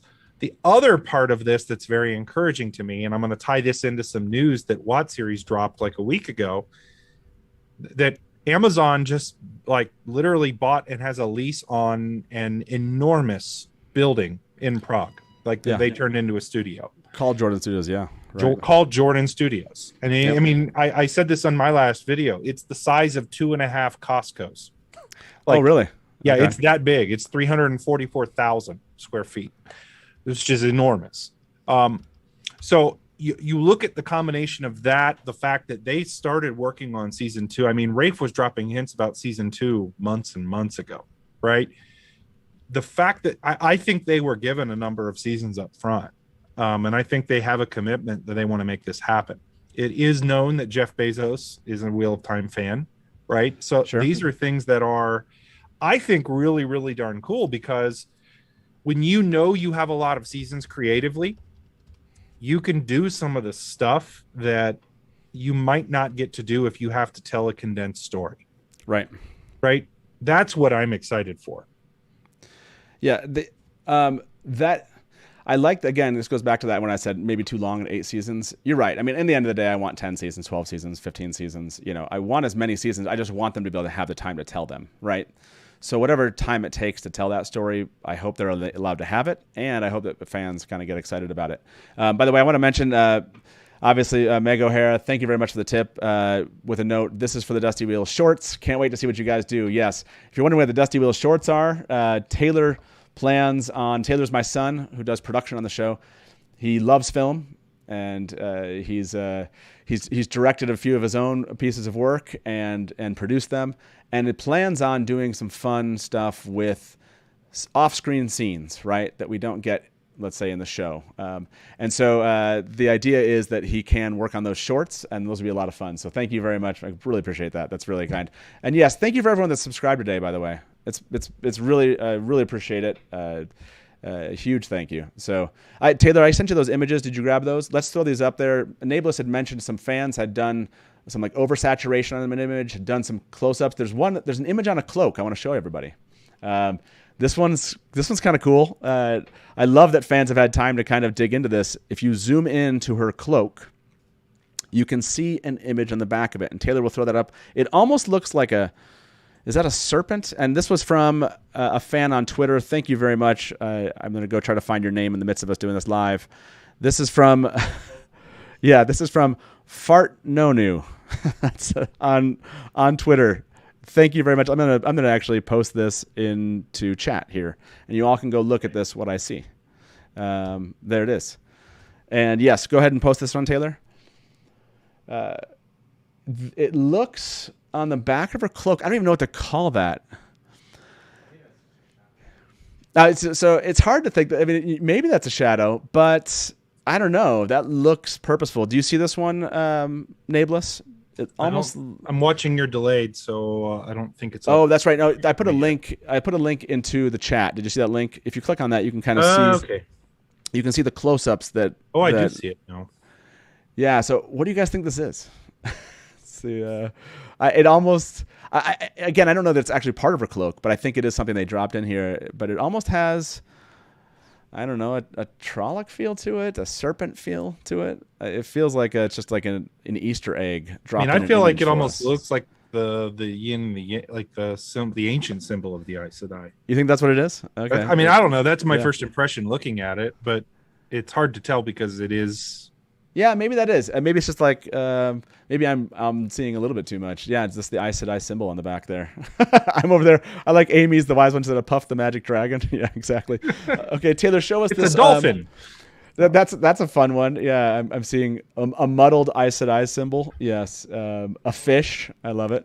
Yeah, show the one that the dissolve. I want this close up of the dissolve. Is also from Fart Nonu on Twitter. You can get a really good shot. Like that's obviously purposeful, and I wonder if that kind of signals something that's happening to the Waygate in the books or in the TV show. So I love that idea. Thank you for that one. And then we'll show this oversaturated image of the poster that Nae'blis was talking about that he tagged me in. Yeah, and it's really cool. You can see the colors really stand out, and the lines of the weaves you can see really, really distinctly here. I'm hoping that the visuals are, much cooler than this, but like this in the sense of of threads being basically the weaves happening and being able to kind of see that at times. This is gonna be an interesting choice that they make as far as how many they show us. So let me bring our second caller in here, or a third caller maybe at this point. Let me welcome them to the show. Hey, welcome to the Dusty Wheel. Who's this? Great Innkeeper, as always. I raise my glass to you, good sir. And, of course, Nae'blis, I raise my glass to you, and huzzah to you. And, of course, to everyone in chat. I see you, Glenn. I see you, Rajesh. I see you, Bain and Chiad. I see all of you. What's up? Yeah, Norm, welcome to the show. This is a longtime caller, longtime viewer, Norm. Norm, how do you feel about this interview that went off today at Comic-Con and the subsequent discussion either about this poster and what's your excitement level moving forward? We can't, like I said, we have a ton of callers today, but yeah, give me your feedback.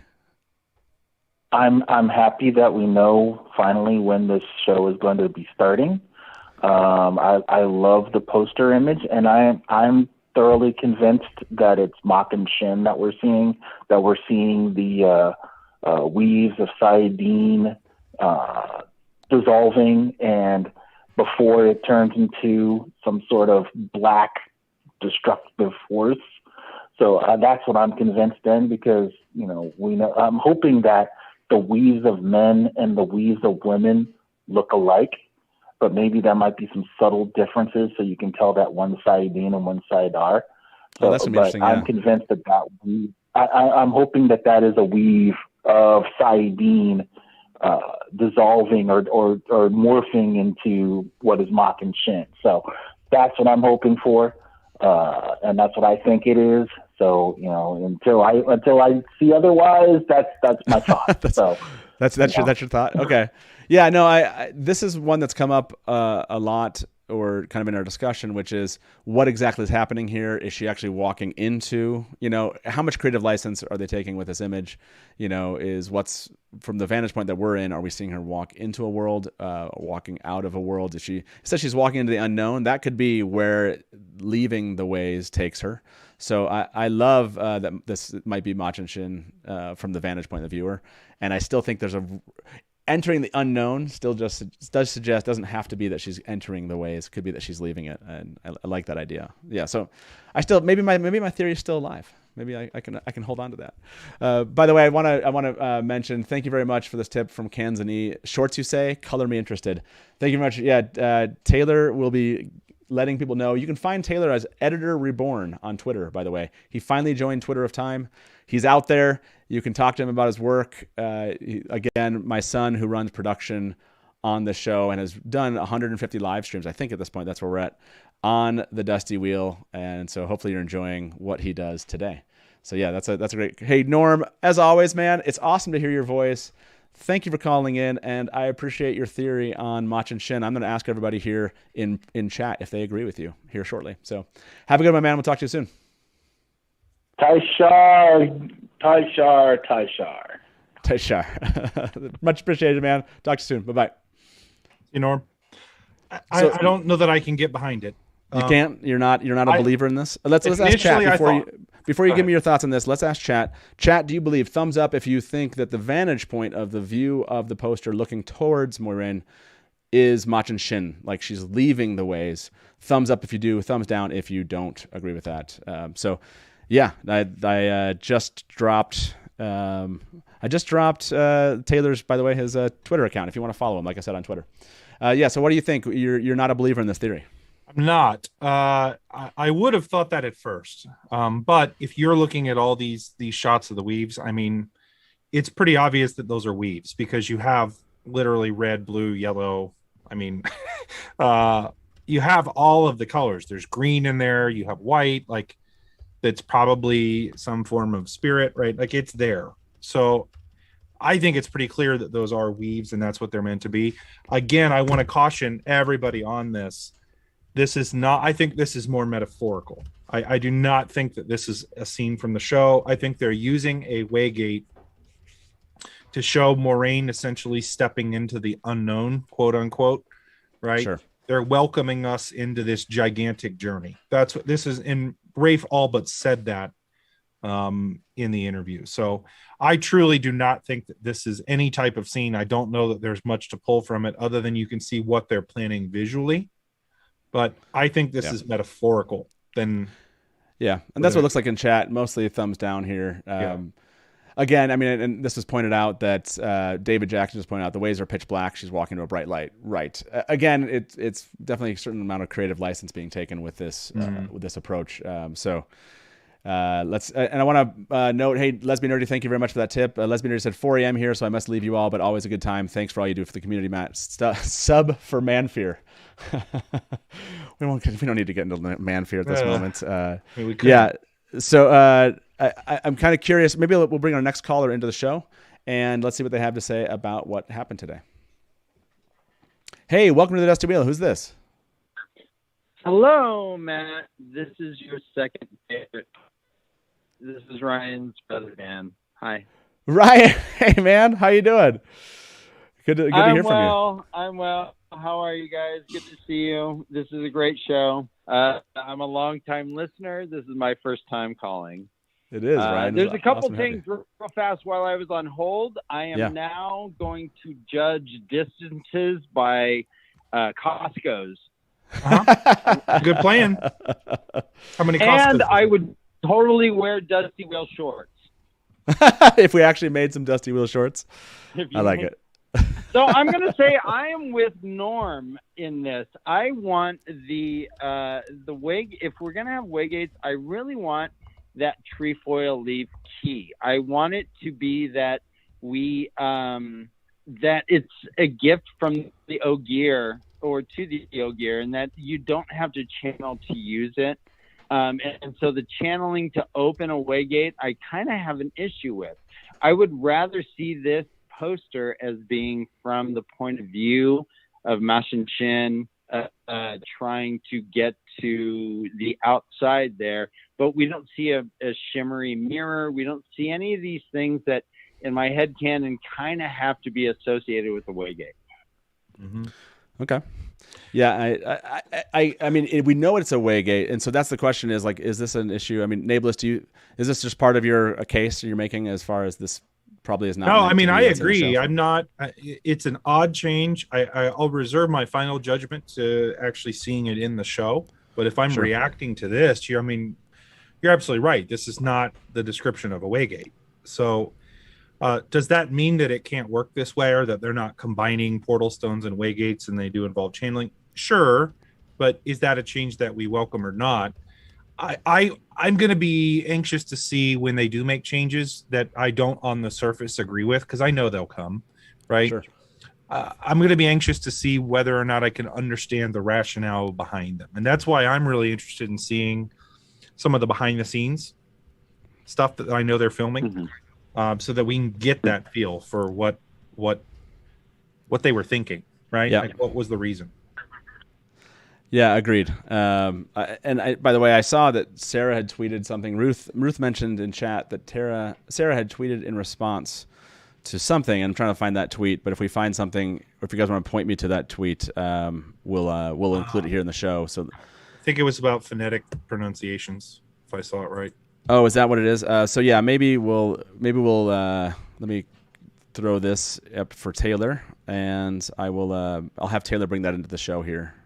Sorry I will about say that, that Amazon is doing a really, really good job about building momentum, and this interview with Rafe was perfect. It really showed his history.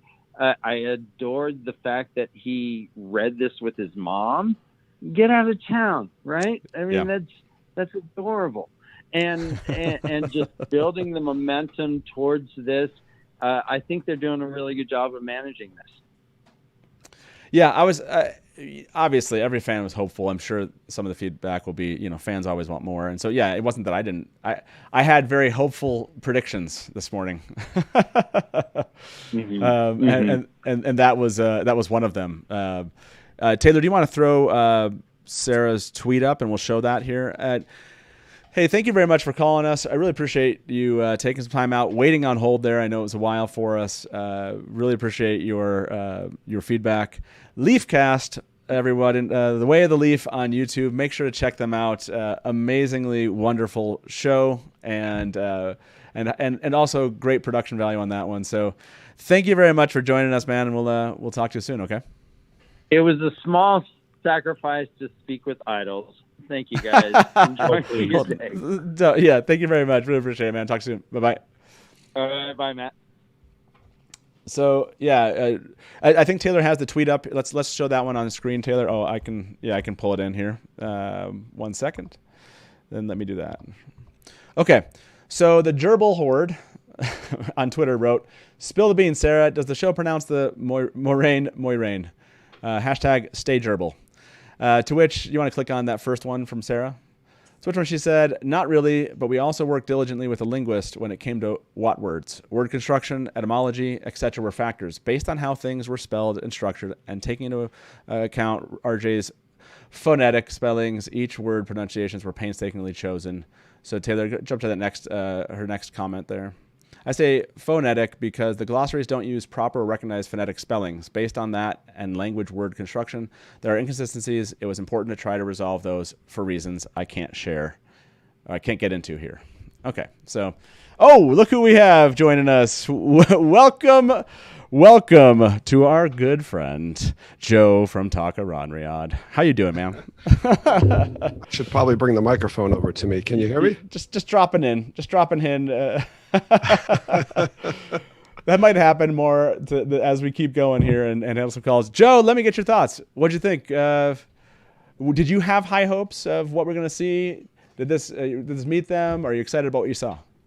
So I did have tempered expectations. I was expecting a release date, and I was hoping for a teaser, like maybe like a 30-second teaser, with the possibility of a poster as well. So I was a little underwhelmed. My initial reaction was a little underwhelmed, but that poster is really cool. I'm glad that they gave us the month, so now we have a countdown. You have a new countdown you can start. I have a new countdown I have to make. Yeah. Yes. I mean, obviously, again, is it every fan, like when the show launches, we're gonna be like, well, we were hoping they did more there. That's just I think that's the state of being this devoted to a particular fandom is enough ever enough, right? And that's kind of something we each deal with. But it is nice, again, that they have at least given us a hint on November, which was kind of where we were all kind of pointing to. Like, this is going to be a November release.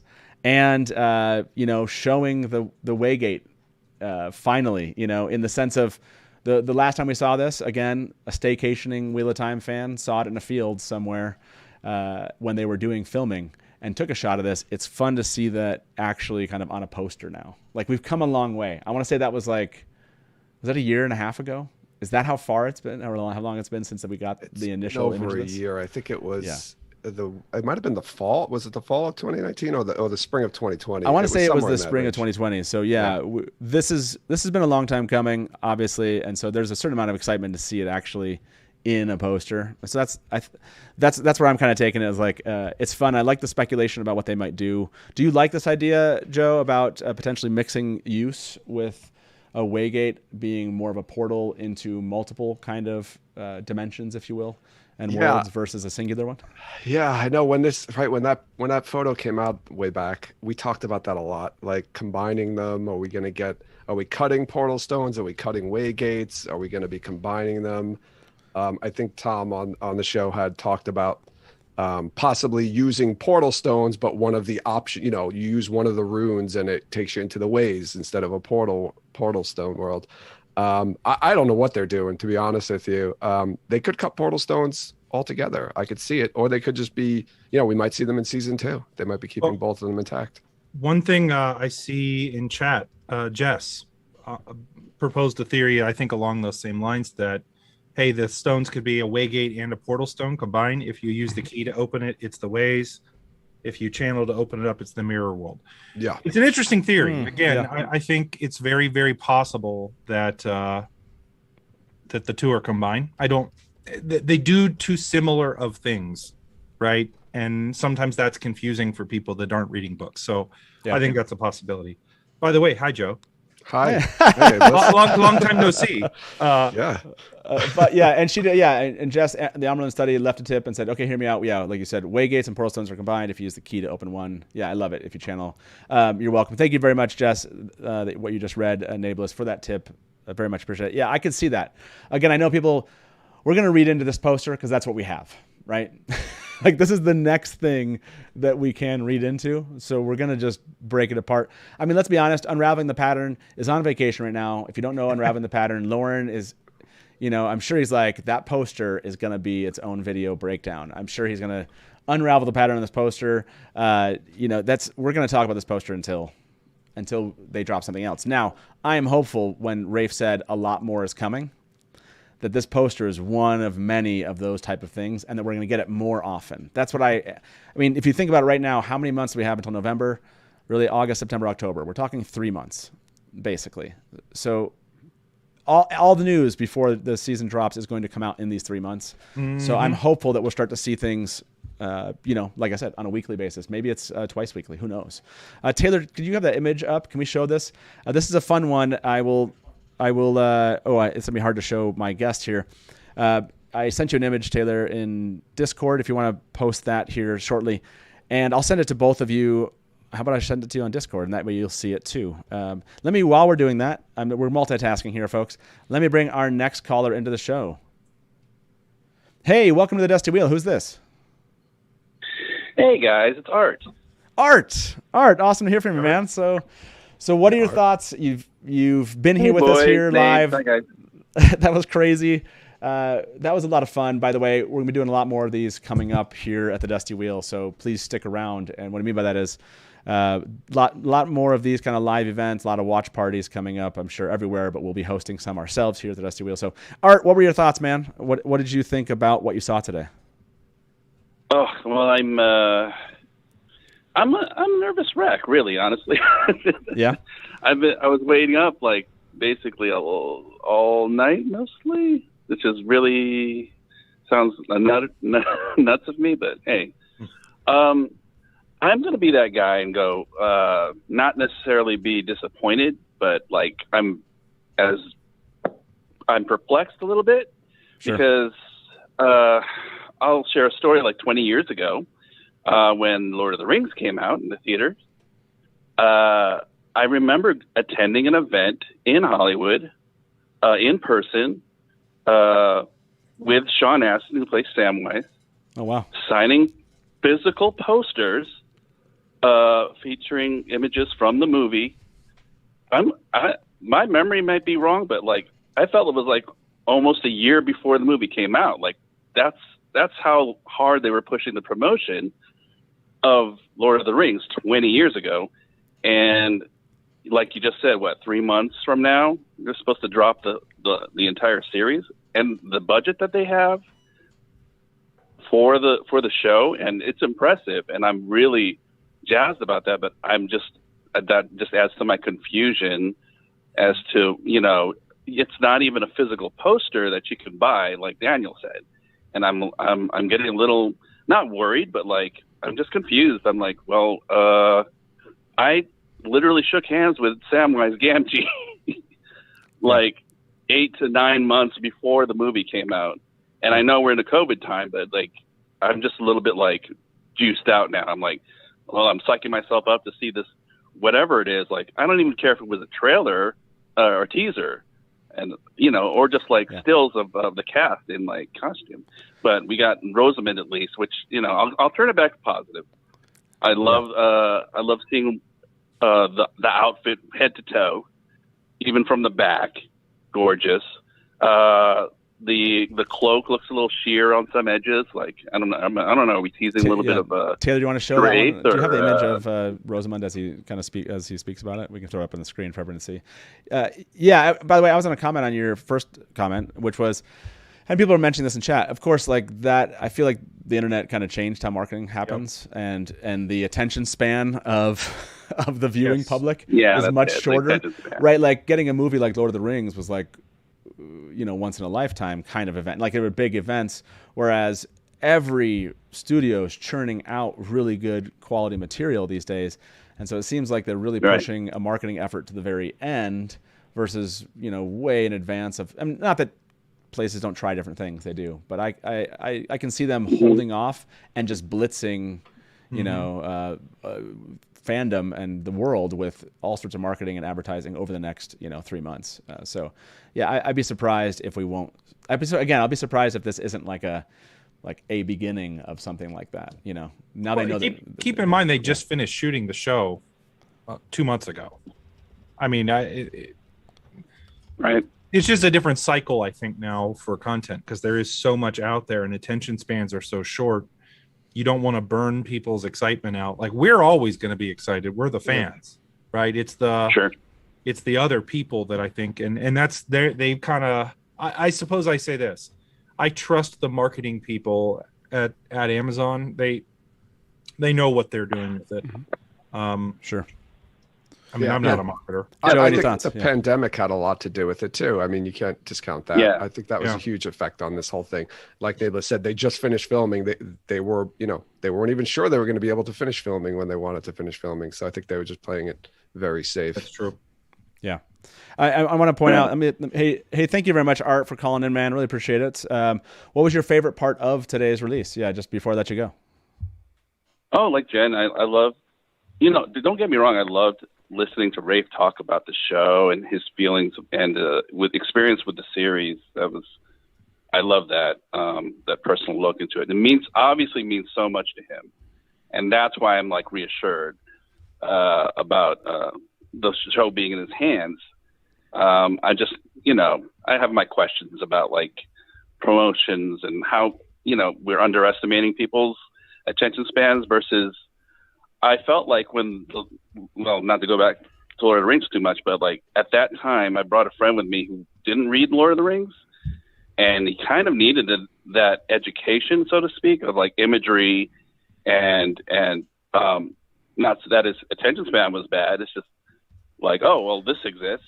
So Sure. And there's also going to be different. If you weigh that against people's attention span versus like their ability to process the information you shove at them in a truncated amount of time, it's a bit of a gamble, in my opinion.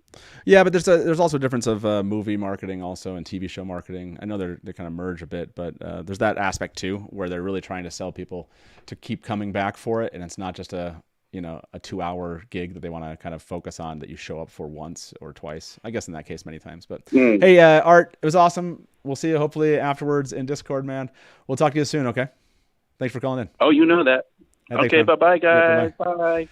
Okay, Hey, let's Matt, cover a couple new things. Oh yeah, go ahead. Important. Yeah. Jess just pointed this out. I don't know if you guys have pulled it. Go to the official Twitter handle. Yeah, I'm just pulling it now. Okay. Yep. So That Taylor, can you gives throw a this? lot more clarity, I think. So I have what I have here is the official Twitter account put the full wide image of the poster on their account. We'll show it here really quickly, and Taylor's going to get that for everybody. But yeah, there's a lot more definition here. Like I said, we'll show it on the show. You get a feel for, and it definitely looks like those weaves are from Moiraine, as in. There's an angle that they're coming in from, and that's interesting. And so you do see the Aes Sedai symbol there in the clouds, right? Okay, so everybody, here it is on the screen. So you see the Aes Sedai symbol. I'm sure Lauren's going to do a video about it because that's what he does. But I'm sure if you were looking up at the symbol from the ground, it does look like it's the proper viewing way that you might see that. If Moiraine was looking up into the sky, she would see it that way.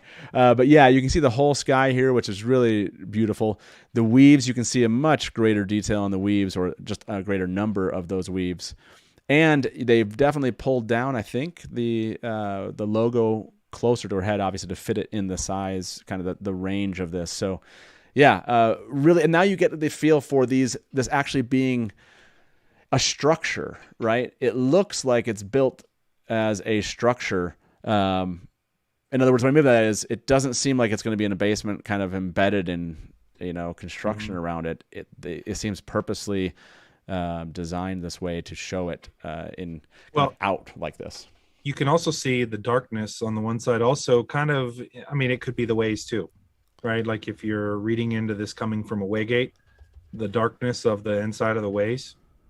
I don't know. I think this picture is a lot more enlightening. Again, I think it definitely leans into. This is a marketing photo, guys. This is not a scene. You notice if like everything in both photos is pretty much in the same perspective except for the weaves. If you notice, the weaves are in different places in each photo, but the skyline. True. That's very true. Well, are they? They look to be slightly off. Oh no, actually no. You know what? So people are asking people are asking where this is at. If you go to the official Twitter account, we'll show that in chat here, and you go look at the kind of the header image for their account, you can click on it and see it there. Yeah, it's different. I'm zooming in. Yeah, it's keep that up, definitely Taylor, different for this moment. Yeah, it's in their banner. There you go. So you can kind of see that. Yeah, really. I see what Geekieri is asking about. Like maybe there's a thickness to the symbol opposite a little bit. Whatever. I can't imagine if I know that Lauren is seeing this right now on vacation and he's like, I'm totally doing this. I'm totally booking a flight home to make a video, leaving his family high and dry. Oh man, good times. I agree with Saber Bouquet. I love the dark and light sky. It's a really cool effect. Yep. There is something, I mean, think about this from a marketing effort. We're fans. We're going to watch this show. If someone in your family saw this, right, that's who this is marketed to. This is not about us, right? Like, we're showing up. It's if no one had ever heard about the Wheel of Time, seeing Rosamund Pike walk through this structure and these what looked like, lines of light, you might even, if you're a Marvel fan, associate this with power of some sort. And it looks like some mechanism of power, and she's walking through this thing, and what's about to happen. Would this, to you, would it be attractive enough to want to check this series out? I mean, that's really what they're marketing here. This is not meant to necessarily be a scene, in my opinion. Like you've all said. I mean, not that I won't break it down that way, but yes. Joe, what do you think about this one? I think they're definitely highlighting Rosamund Pike for sure. Like, this doesn't, if I'm somebody who doesn't know anything about the Wheel of Time, I have no idea what this photo is of or anything about it. It doesn't really tell me much. And I think just Rosamund Pike's in it and she looks pretty badass. So, and she's an awesome actress. So go see it. Absolutely. I totally agree with that. And I want to let me bring our next caller into the show. We're breaking this. Oh, let me show this one before I do. Fan, thank you, Rainbow Everything. Taylor, can you show the one that was sent with the Aes Sedai symbol? This is what Rainbow Everything saw, and now we can all see it. I think Rainbow Everything caught this before that, seeing the background, but you can see the Aes Sedai symbol, and what's interesting is they use the yin yang, right? So this definitely is, if you look at where the Wheel of Time symbol was itself on the original poster, then look at where Moiraine is on the poster, and then look at the clouds. You can, as Rainbow Everything did here, create a yin-yang symbol out of that. So it is connecting it a bit to our world, if you will, and really subtly, which is a lot of fun. I think that's really cool. So thank you. What do you think about that, Joe? Did you see that, or you like that shot? I think Lauren would be very happy because they got the symbol right?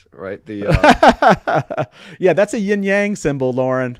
They got the white though on right. They got the flame and the dragon's fang correctly right on the right sides. The dark is on the for a yin-yang, that is definitely it is, I think, correct. Someone's gonna be like, no, it's not. And now I'm seeing on Google it both ways, right? Of course, that's how it is. But yeah, that's the yin-yang kind of connection here, kind of a subtle way. I love that. Rainbow Everything, nice find. That's awesome. This is what's so funny is for the first 45 minutes we didn't see half of these things, and this is why, like, a longer live show, we're slowly revealing like little things that they dropped in here. What else are we missing, everybody? I'm kind of curious. Are we missing something? Yeah. What is this iconic scene from Eye of the World that this is depicting? Because I have no idea. I think it's just leaving the way gate, but it says entering in the description, right? Entering the way. I don't know. It did say, well, no, the Eye of the World is what it could be. Yeah. So Taylor, throw that back up if you have that one for us. Throw the description of the alt text. Again, if you're just joining us, we're talking about Rafe's drop today of this news. In the alt text of the image that was posted on Twitter to talk about this, it says, the poster depicts an iconic moment from the Eye of the World. Moiraine standing beneath slowly moving clouds and wrapped in a blue cloak that is blowing in the wind with its hood down, looking over her shoulder at the audience as she steps through a waygate into the unknown. She is inviting us to go on a journey with her. So the words Amazon Prime Original and November 2021 are overlaid on the image, along with the Wheel of Time serpent logo and the Prime Video smile. You want a loony theory that I don't even agree with, Matt? Okay, yeah, go ahead and drop that too. Okay. Here's my loony theory. The Waygate is the path to the Eye of the World. Okay. Yeah, I know. Yeah. This is the way you get there. I saw that show up in. I definitely saw that show up in the chat too. Yeah. What do you think about that, everybody in chat? The idea that the Waygate is actually to the Eye of the World. Thumbs up if you like this idea. Thumbs down if you're like, no, Nae'blis is. And I don't know that I believe that. I'm just thinking, like, what could they be doing that this would be so iconic? Because I don't really feel like the scene where she leaves the Waygate or goes into the Waygate, neither of those are iconic to me. Sure. The only really, truly, I think you could say iconic moment is leaving the blight, right, and popping up into the Green Man, like, Mm-hmm. right. I'm just trying to think of like what that might. Again, we're guessing from a picture, so Yeah, this picture has so much meaning to. I mean, it's trying to be a lot, right? Yes. Trying to portray a scene of some sort, right? That we recognize as fans. It's trying to portray kind of a marketing message to people that don't know what this is. And it's trying to obviously symbolize like excitement for this series and why you'd want to watch it at the same time. So yeah, it's doing a lot of work right now. And I think I love that we're reading so deep into this. I'll say one other thing, and this is just the fanboy in me coming out. As I look at this image more and more, especially on the wider screen version of it, and I'm looking at the weaves, first of all, like, this is a really well edited picture. And it gives you an idea of how really good the special effects, I think, are going to be. Taylor, you want to throw that one back up again for people to see? I guess I'm looking at just the different colors of the weaves. And are you talking about the poster itself, or are you the poster talking about itself? The, just okay. in general, like poster, the lighting and the tone of it, right? The way that they've edited the photo gives you an idea, maybe, of how they'll be editing the show. I don't know, but we also see the similar lighting style where it's kind of darker in the Matt Dagger scene that we saw, which is the live footage, right? But the weaves themselves, just I'm picturing this like live motion and moving and just weaving. Yeah. So, like, right. Those special effects are going to be really high quality, I think. Like, this is not shooting lasers out of your fingers, right? Right, that you usually see in fantasy. This is like I think it'll have a very distinctive, cool look to it. And Daniel brought this up earlier. One of the things I think that sets Wheel of Time apart, it definitely hooked me, was the magic system being so unique, and well defined for the most part. I think that if they can nail that, that's going to be really cool. And this gives me more confidence that they're going to nail it. Yeah, nailing the magic system, I think, is the thing that will set it apart from other adaptations and other kind of worlds that they've been trying to create in the same kind of genre. So. Yeah, I agree with that. Joe, any thoughts? Any thoughts on that before we bring the next caller in? I think 100% I agree with Nae'blis. I think nailing the channeling is going to be one of the most important things for the show, not just for us as fans, but I think for the viewers, and getting them to understand the magic system, right? Because I'm trying to think of other fantasy that's out there, like that's been turned into movies or television, that's got that hard magic system. And I can't really think of any off the top of my head. I haven't really watched a lot of fantasy TV shows, but this might be like the first one or the first big one where people are going to start understanding like the different weaves and the different parts of, like, the air, earth, spirit, and all of that, and how they're being used and intertwined, and the limitations on the magic. I think that's going to be really important and key to the show's success. And I do want to call this out. I'll bring our next caller in here shortly. Taylor, do you have the Twitter account for the Wheel of Time?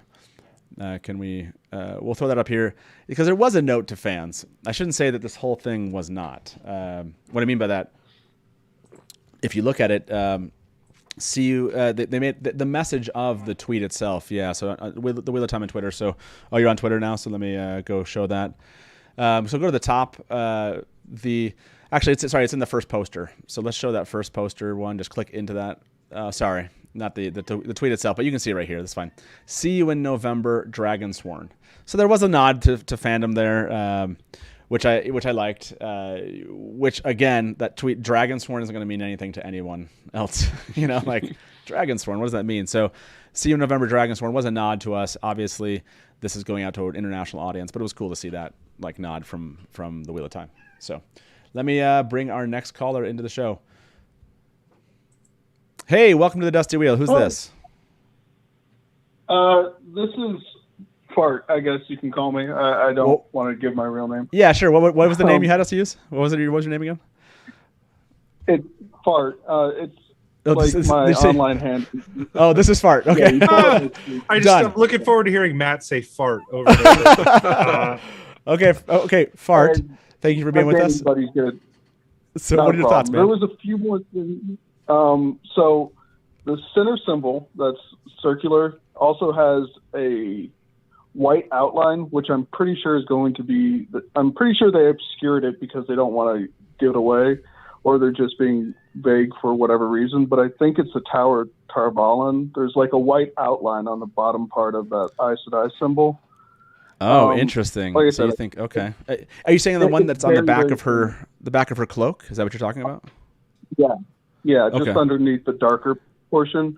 And what was it? Lords of Chaos, you can kind of see how they have the symbol on the center back of their cloaks. I'm guessing hers is, the Flame of Tarvalon and then the tower, because I remember in one of the books they mentioned that the tower was part of some of the sister symbology on their cloak. So I'm guessing. I want to look at that. So you think that, interesting. You think that this image, I threw it up on the screen, includes a little maybe hint to a tower. Okay.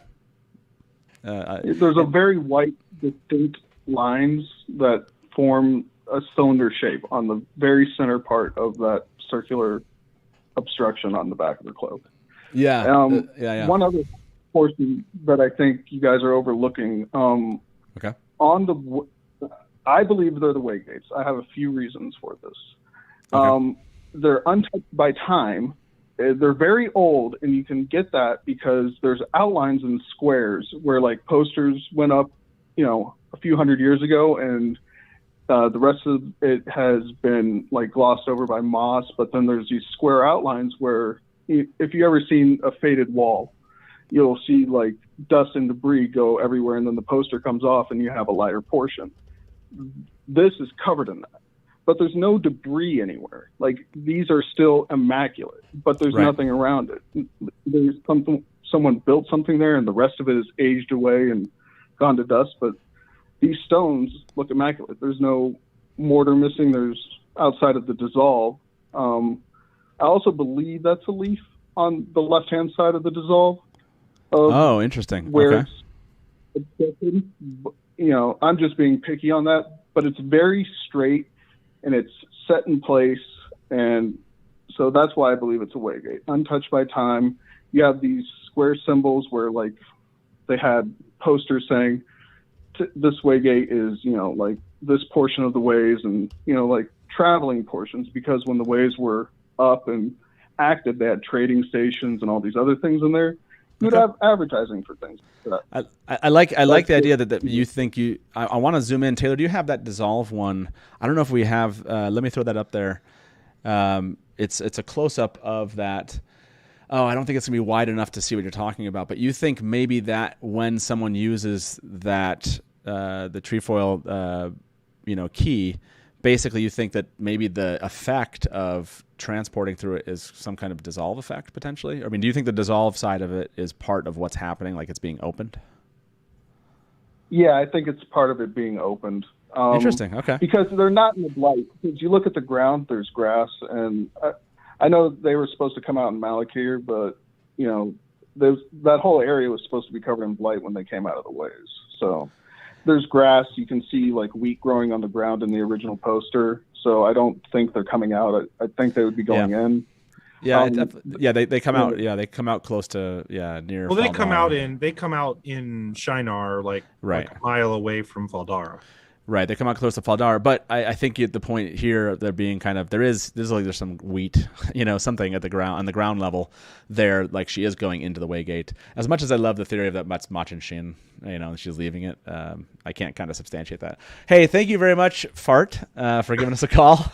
I really appreciate that, man. That's awesome that you're here. Appreciate you being part of the conversation today, and for bringing to light some of these questions of maybe they are using a key there, maybe they are they're not the leaf is there, and we're just seeing the channeling, and we're kind of ignoring that they are using that leaf. So yeah, hey, thank you very much, man. We'll talk to you soon.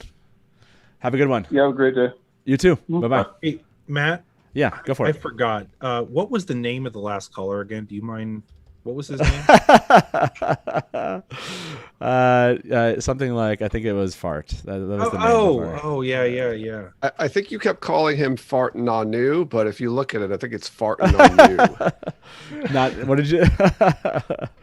Yes, that's exactly what it is. I just gave Taylor some. Taylor, can you show some of those? And this is we finally kind of have some of these images, and it's just the poster. So if for some reason people haven't seen these, we just finally got them in. Well, you don't have to show them right now, Taylor. So, okay, we're just at about 2 hours here. We probably have callers for days here. But I want to ask you too, is there anything else that's kind of sticking out that we missed, either on tweets, Instagram? Taylor, can you show the Instagram? There's something a little bit there I want to show fans on their Instagram page, on their stories. They did add a little something we haven't even discussed. It's not big, but it's worth talking about since we're here in a live setting talking about everything related to this show. So Taylor will get that spun up for us. We'll show it on the screen, but until he does, what'd you say, Taylor? We're good to go? Okay, so let's show this on the screen. Go ahead and, so the first one is showing that. This next one, the world is ready, ... is how they put this next item in this. And then obviously are showing the posters in multiple languages here.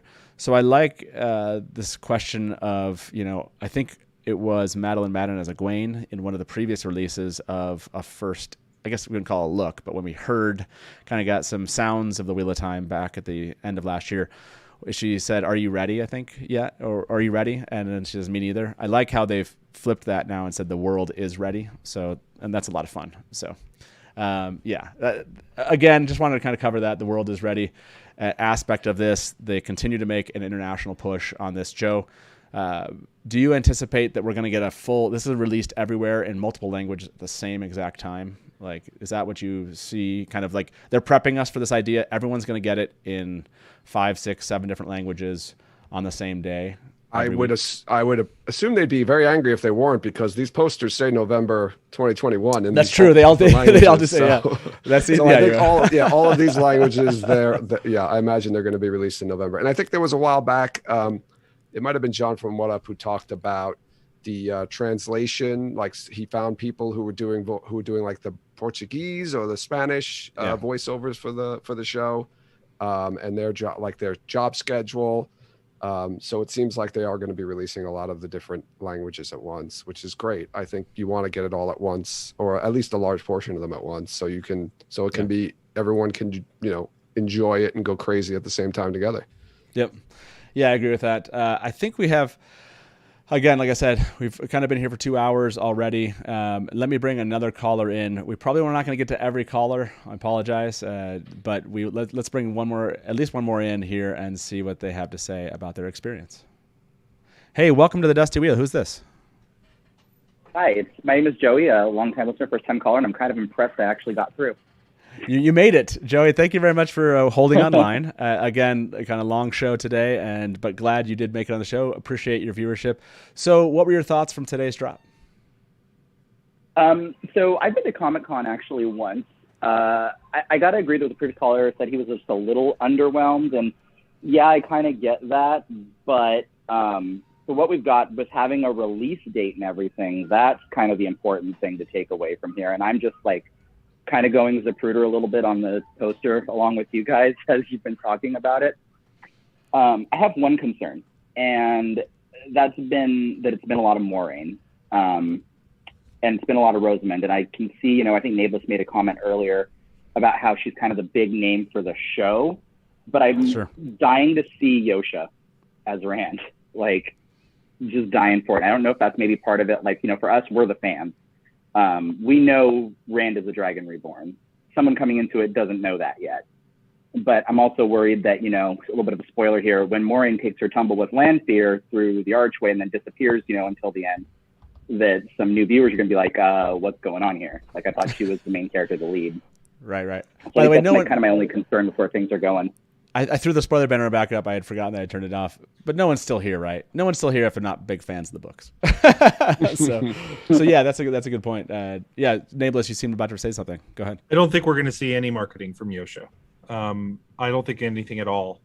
For 2 reasons. One, nobody knows who the heck he is, so it doesn't matter. Right now, marketing is not about telling us what the show's about. Marketing is about getting people to watch it. And very few people know who Yosha Stradowski is. So I don't think you'll see any marketing material unless it's just a group of people. Because we're the only ones that would literally care who that is. But that's going to shift. I mean, keep in mind, Moiraine is not tackling Lanfear through a doorway in season 1. If you go back to the original marketing for Game of Thrones, Kit Harington was not featured in any of it. right? Kit Harington was later on because Kit Harington became a household name through the show.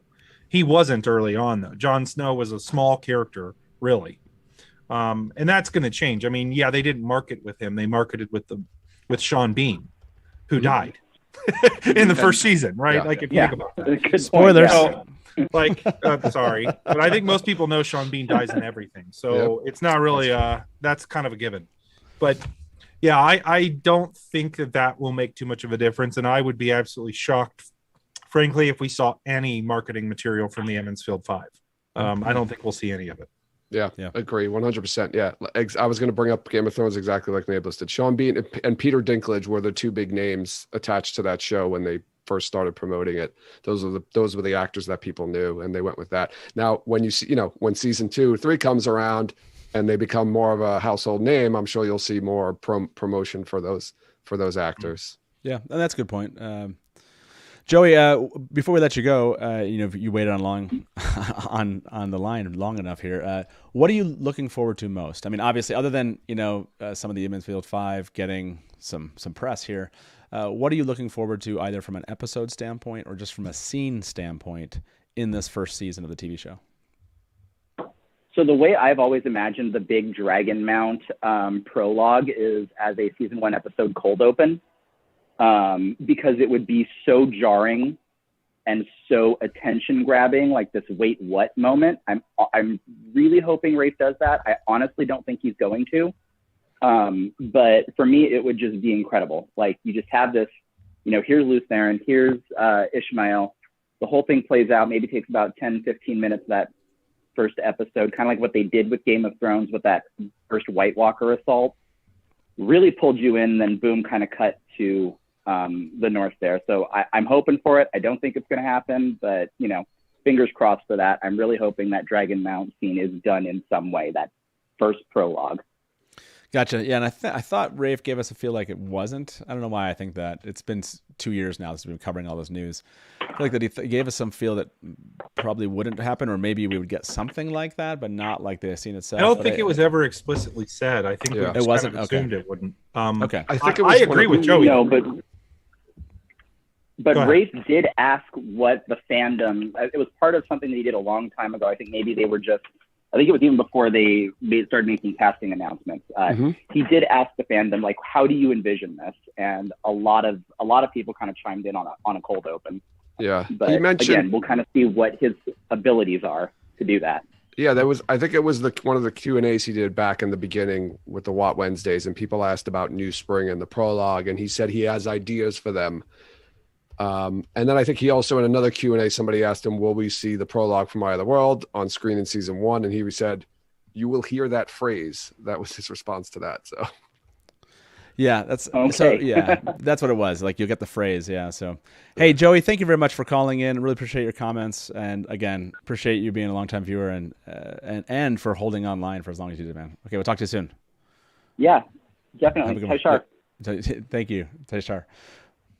Now, I don't know if I pinged. I thought Rebecca Reading the Pattern is here. If Reading the Pattern is in chat, I'd love to bring you in if you want to jump here, and I can get you the link to join the show. So let me know. While we're waiting on that, Matt, go for it. This is really important. Sean Sinead brought this up. When we get to the point where Moraine does tackle Lanfear through the doorway, you need to make sure that Rosamund is on the show, so that you can personally interview her about the way that you two shot that scene together. Yes, I'll make sure that happens.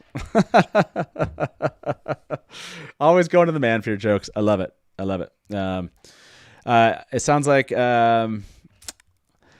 it sounds like we can actually get Rebecca in here. Let's, but just for a moment, if possible, and then we'll try to pull in some others that I saw in chat. So let me work on that link here. Did anyone see anything else? Have we missed anything? That's the real question. Have we given Unraveling the Pattern any room to discover something new?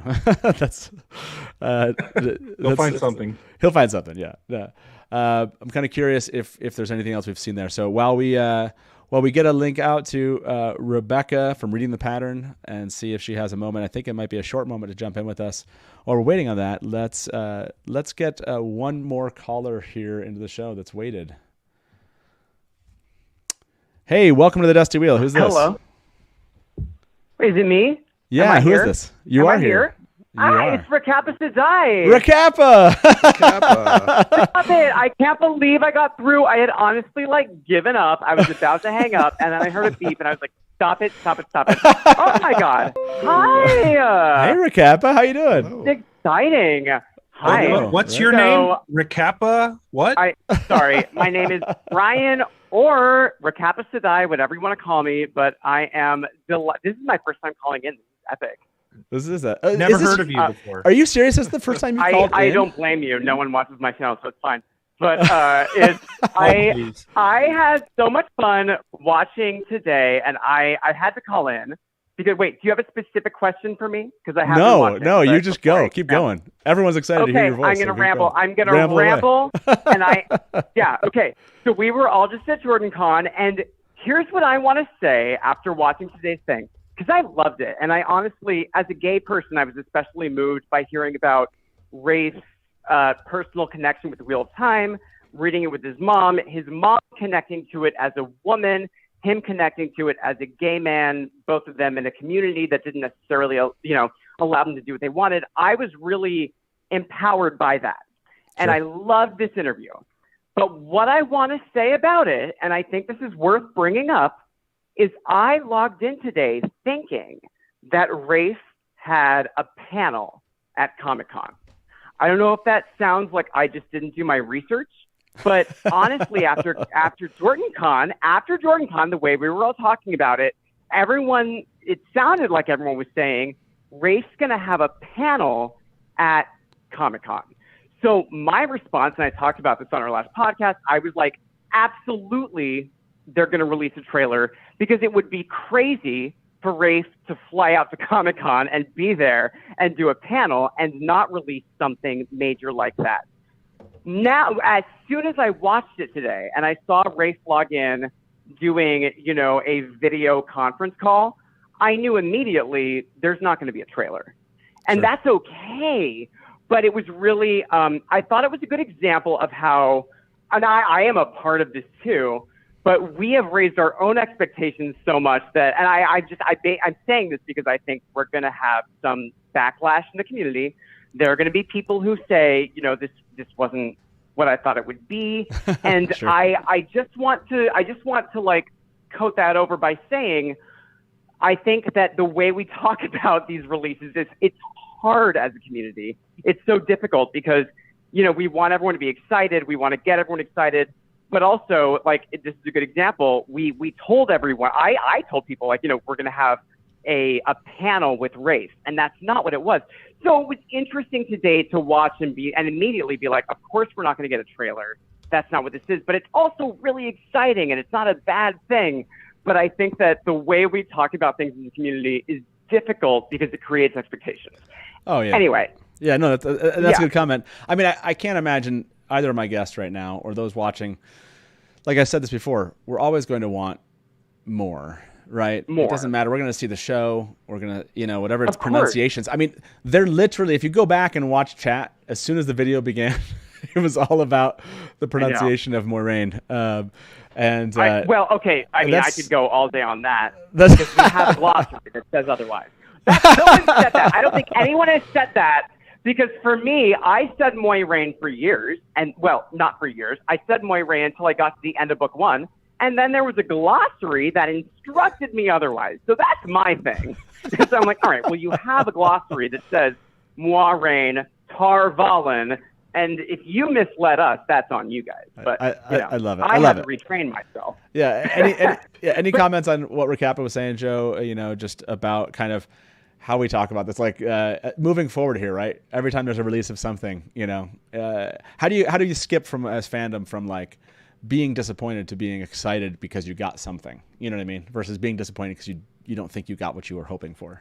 Well, we've been thinking the last 4 or 5 releases we're going to be trailers. So I don't think that's ever not going to happen. I think every time we hear something's going to be released, we're going to think it's a trailer, and there's always people who are going to think that.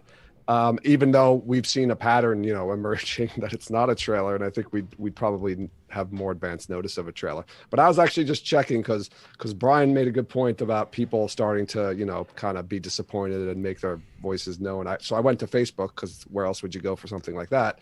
And it's actually, I mean, I'm just quickly looking through some of them. It's actually not that bad so far, at least from what I've seen. I mean, I see a couple of, nothing too bad, but it'll be interesting later on to go through the Facebook and just read all the comments of people trashing what they released. But it's been mostly positive so far. So what was funny was as soon as we started digging in, we saw the symbol on the cloak. We saw the deterioration of the waygate. By the way, this one, I'm putting an image up on the screen. I'll send it over to you so you can see what we're talking about here. But this was from the Fresh Prince of Ravens, posted this on Twitter. It was an amalgamation of the poster with the banner. So you can get a full sense of the height of that portal stone, with also the width that they had added to that banner, and it's a really cool shot. Like Fresh Prince of Ravens said, mentioned that it was actually the perspectives are a little bit off, but yeah, I will post that to the to Twitter here and let people kind of see that. I think everyone kind of see that one. So yeah, that one's a lot of fun.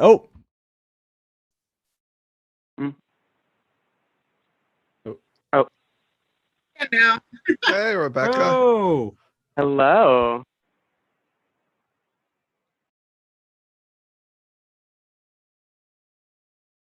Ooh, I'm excited.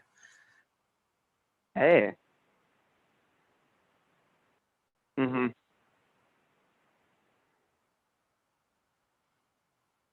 Mm-hmm.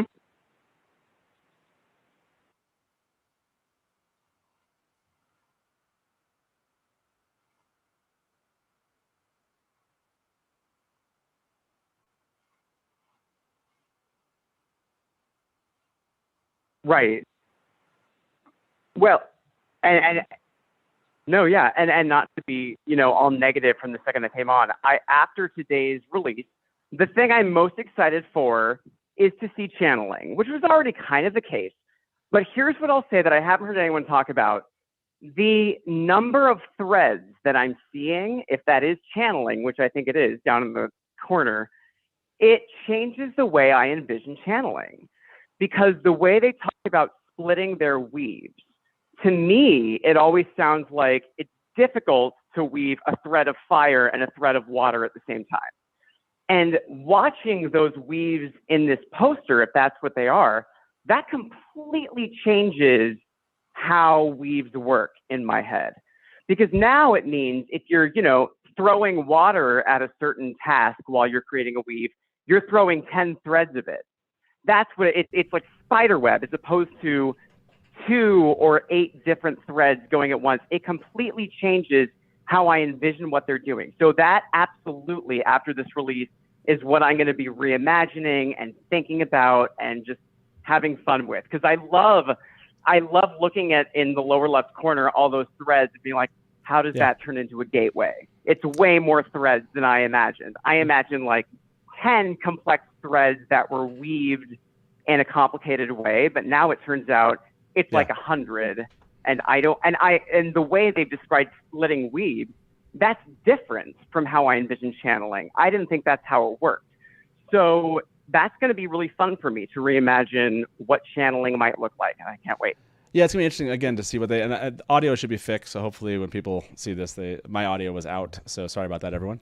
Recappa, thank you very much. I want to talk about weaves and what we see on the poster here with Rebecca and get her feedback. Thanks hey, for Recappa, have a me. good one. We'll talk to you soon. I'm honored. Thank you. Cheers, Dusty Wheel. Mwah. Cheers. Bye. Cheers. Bye-bye. Bye. I'm assuming everyone can hear me now. I'm not seeing any. No one's saying you can't. So we're gonna go with it. Rebecca, how do you feel about? Yeah, we're seeing what looks to be channeling of some sort. And, as far as how you envision this, are you excited about, again, for the very little we see in the poster, and I guess by the future of what you hope to see is channeling in the show?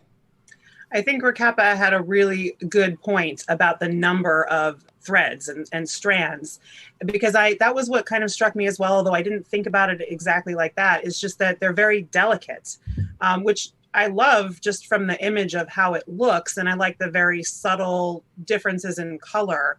I think it looks really great. And it occurred to me when Brian was talking that maybe it wouldn't look that good to have like 10 weaves, and then have that be like something impressive, because splitting your, threads 10 different ways is an impressive thing in the books, but maybe that doesn't give enough like interest and complexity, or in order for it to be complex enough with those fewer number of strands, it would be like a whole different ballgame from a CGI standpoint. So it is really interesting to see that. And I definitely think that it is weaves, but. So I'm wondering something too, that you bring that out, right? So, right, to kind of differentiate how powerful the different, channelers are, right? It's hard maybe to show that, except for maybe, somebody does a fireball this big and another one does a fireball even bigger, but maybe it's the number of weaves you see them channeling, or the number of threads there are in each weave. And you start seeing more and more threads, you can the audience can visualize how much more powerful this channeler is than, say, one of the other channelers. Yeah, it's just like an order of magnitude, greater, but it's still going to be differentiated between, one channeler or another. The other thought I had was like, okay, well, this set of threads is accomplishing this purpose and it's going towards this. We think of it as a weave, and then the other set of threads is doing something else entirely. So this one's making fireballs, and this one is like, pulling down lightning. And so those two separate things are going in different directions, and you could have any number of those. And maybe that's more of what we mean by threads being divided. It's not a strand, it's a set of threads. Yeah, and one of the descriptions they have is sidear. Weaving sidear has been compared to folding silk, right? Like that is one of the descriptions that's, as far as I know, given in the book. So, yeah, I think how everybody has seen weaves happening in their head is probably a little bit different, So honestly, this is one of those where during the show we're gonna be like, well, that's not quite what I had in my head, which I think is going to be the entire show, right? Like, so it is, and I think you're right, Rebecca. I think, as someone pointed out, going for visually stunning is probably the overall goal here. For sure. And being a little bit less like, oh, I need to make sure I get it so canon perfect, versus is this really stunning and do people understand it? So, Nae'blis, you seem like ready to. Oh, you're about to win. No, something. I love the idea of what they're talking about. I was just thinking about this, like the being able to see. I mean, think about all the things that can be said in a book that can't be necessarily exposited on a screen, right? Right. Levels of strength, things like that. So I think having visual ways where they don't need to tell us what we're seeing, but we can kind of understand it intuitively. When you see somebody able to do this many, weave something this quickly, right? Like maybe it takes longer to weave if you're not strong in the power, or if you're new at it, right? And maybe Sedai can weave these things real quick, like it spins and then you throw a web, right? They do describe it that way. The Forsaken describe things as webs. Like they weave, that she wove a web of compulsion. So I think that there is a complexity. I think a lot of that for everybody is headcanon, right? In terms of how many, but then you hear stuff like how many ways do they split their flows? So, okay, are they taking 8 threads and weaving a blanket? That seems odd. Because Egwene is the only one who can manage, but maybe when splitting flows means that she can make 8 different weaves at once. Yeah. Right? Maybe that's what that means. Because it's never really explicitly described in the books. So I think this is actually a very cool visual medium to be able to show us, not tell us. And I'm hoping that we see that is pretty evident. Now, I don't know how much channeling we're going to get in the first season. I think we're going to see channeling, right? But I also think they want to avoid this is super magic-y up front. Like, I think they're going to want to parse that out very slowly and how much channeling we actually see, right? And we may not even see the weaves until Moraine gets to the point where she explains to Egwene, for instance. Like, this kind of brings in that other discussion of like, women can see, because Rafe answered this question, right? If you're a woman who can channel, you'll see channeling, right? He said that. That is, yeah. But we don't really know. Does he mean What that? does that mean? Like, Yeah. you won't see it because none of us can channel, or does that mean that if you're looking at things through the perspective of a woman that can channel, that you'll see it? Well, and the poster, I don't want to. The poster says Moiraine is looking over her shoulder at the audience, right? And the audience we're seeing weaving. Right? Okay, I'm reading into that too much. I'm reading. No, but I think you're right though, Matt. Like if we're seeing this in the poster, and if it truly is like threads of Sidar, then we will at some point see that in the show, right? They wouldn't throw that in the poster and then be like, oh, just kidding, we're never ever going to show you threads in the show. But you might be right, Nae'blis, that like it's not going to be. We're not going to be bombarded with that from like the first episode. I could definitely see the first episode. We see the effects of Moiraine channeling, but not the weaves. I think that they could do it that way, and then make it kind of special that like when Egwene sees it, we see it, you know. So we get that more of a wow moment, just like Egwene does. Yeah, I see Johnny P said in chat, don't agree with that. Magic will be the forefront right from the first episode. I would have to agree that like if they're focusing on Aes Sedai, they're focusing on the White Tower, all of the descriptions they're talking about, looking for, you know, the Dragon Reborn, you know. I'd be surprised if we don't. And then obviously Logain is getting an increased, you know, role. I'd be surprised if it isn't actually a focus, but it is a choice. It's a creative choice to make here, which is focusing on that. You know, how much will viewers really would they embrace that versus maybe taking a lighter focus on or a slower focus? But yeah, let me reframe it because I think Rebecca hit it, but I don't know if that's what was heard. We may see the effects of channeling from episode 1, right? But in terms of seeing weaves forming and all that kind of thing, they're gonna use perspective, I think. Like, for instance, if I wanted to show that Rebecca was channeling, but I'm looking at it, if it's coming from my perspective from a recording angle, right? If that's the way they're showing it on screen, I might only see the results of what she's doing. But if there's a female across the room who's also watching that can channel, they're going to see the weaves. I think they will be slower in showing us the weaves because that can come across. They want to draw in a large audience here. So they'll be slower in showing that. And I think more they'll show the results of channeling. Right? Yeah. No, I hear what you're saying there. And by the way, I wanted to get Rebecca. I know you don't have that much time. I want to get your just overall, and then hear from Joe about this question of channeling. But get your overall sense of what you thought about today's release, what Rafe had to say, and also about the poster itself.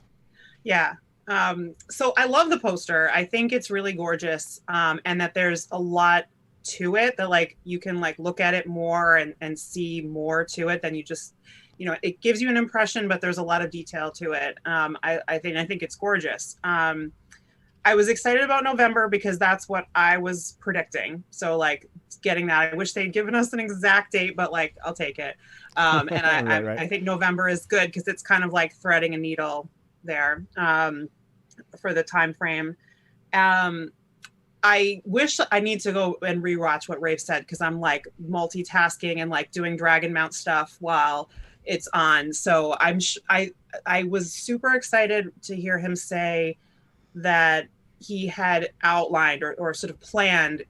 It didn't matter what number. I mean, he said 8, and I think 8 is a great number, but it didn't matter. The point is not that it's a certain number because that can change and probably very well might, but that he had that plan, had that outline in mind, because to me, I think that's so crucial. I think the shows that really stick a landing are the ones that have an end goal in mind from the beginning, a number of seasons in mind from the beginning that they would do if they're allowed to do that number. And so that's what stuck out to me the most as a really great answer that I was excited about. Yeah. Any reaction to that, Joe, about that or anything else kind of stood out to you from what Rafe was saying? Yeah, I mean, I think we've heard a lot of this for those of us who are following, the production pretty closely, and Rafe's talking about it. I think a lot of the stuff he said, he had said before. I didn't think there was anything that new. I think there was a little mention of Rosamund Pike and with her that I think I hadn't heard before. But I again, just hearing him speak about it, you can tell that he really cares about this. He's not just putting on a show or an act. He really loves the story and he wants to make sure that he does a good job in telling it. And, he's also obviously warning us that there are going to be changes. You have to, right? It's 14 books. You're not going to be able to go through the entire, every storyline and every character, all the 2,000 plus named characters. That's not going to happen. Sure. But I think keeping the actual, the core storylines of the core characters. And I think really just capturing not so much the overall theme of the story, obviously, which I think he seems to be on top of with the whole balance. But the characters, I think, are really important, and making sure that the characters are the same characters that we know from the books, even if they don't do the same exact things or say the same things or, go through the exact same experiences. But I think just relating those characters so that we know, there might be some other scene in it and we go, oh, that's something I definitely know Matt would do. I could see that he might not have done in the books. And I think that's really, for me, that's one of the most important parts. Yeah. Yeah, and someone from chat left us a tip. Marcel Neeson, thank you very much, asked, what about the blue light we got in the Moraine teaser? Is this the way people who can't channel see it? Thoughts on that? Do you think that, they might see some symbol of channeling occurring, but maybe they don't see the weaves per se? I mean, other than just if they do lightning. I think that would be an example of us. But it could just be light too. We don't really know what that was. Because it doesn't. If she's channeling, what do we know of from the books where you stand there and go like this and hold it forever and then find that doesn't. You know what I mean? Like what? Yeah. I'm not sure that she's necessarily. I don't know if she's channeling, right? Like I don't know what's going on there. I think we know she was channeling because of some description they gave in it, but I took it as what we're seeing, the wind and the light is an effect of her channeling. And the only thing that I could think of was she's sort of calling a storm and calling lightning. And maybe the lightning comes with wind. In this case, it's more like a storm rather than just a bolt of lightning out of the blue.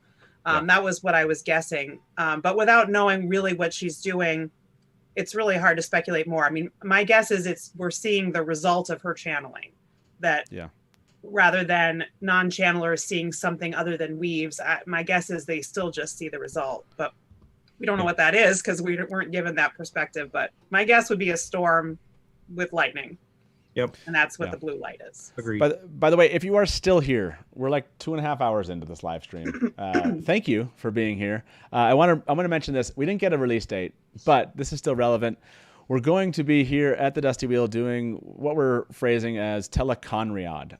We're going to be having a 3-day event around whatever that release date is.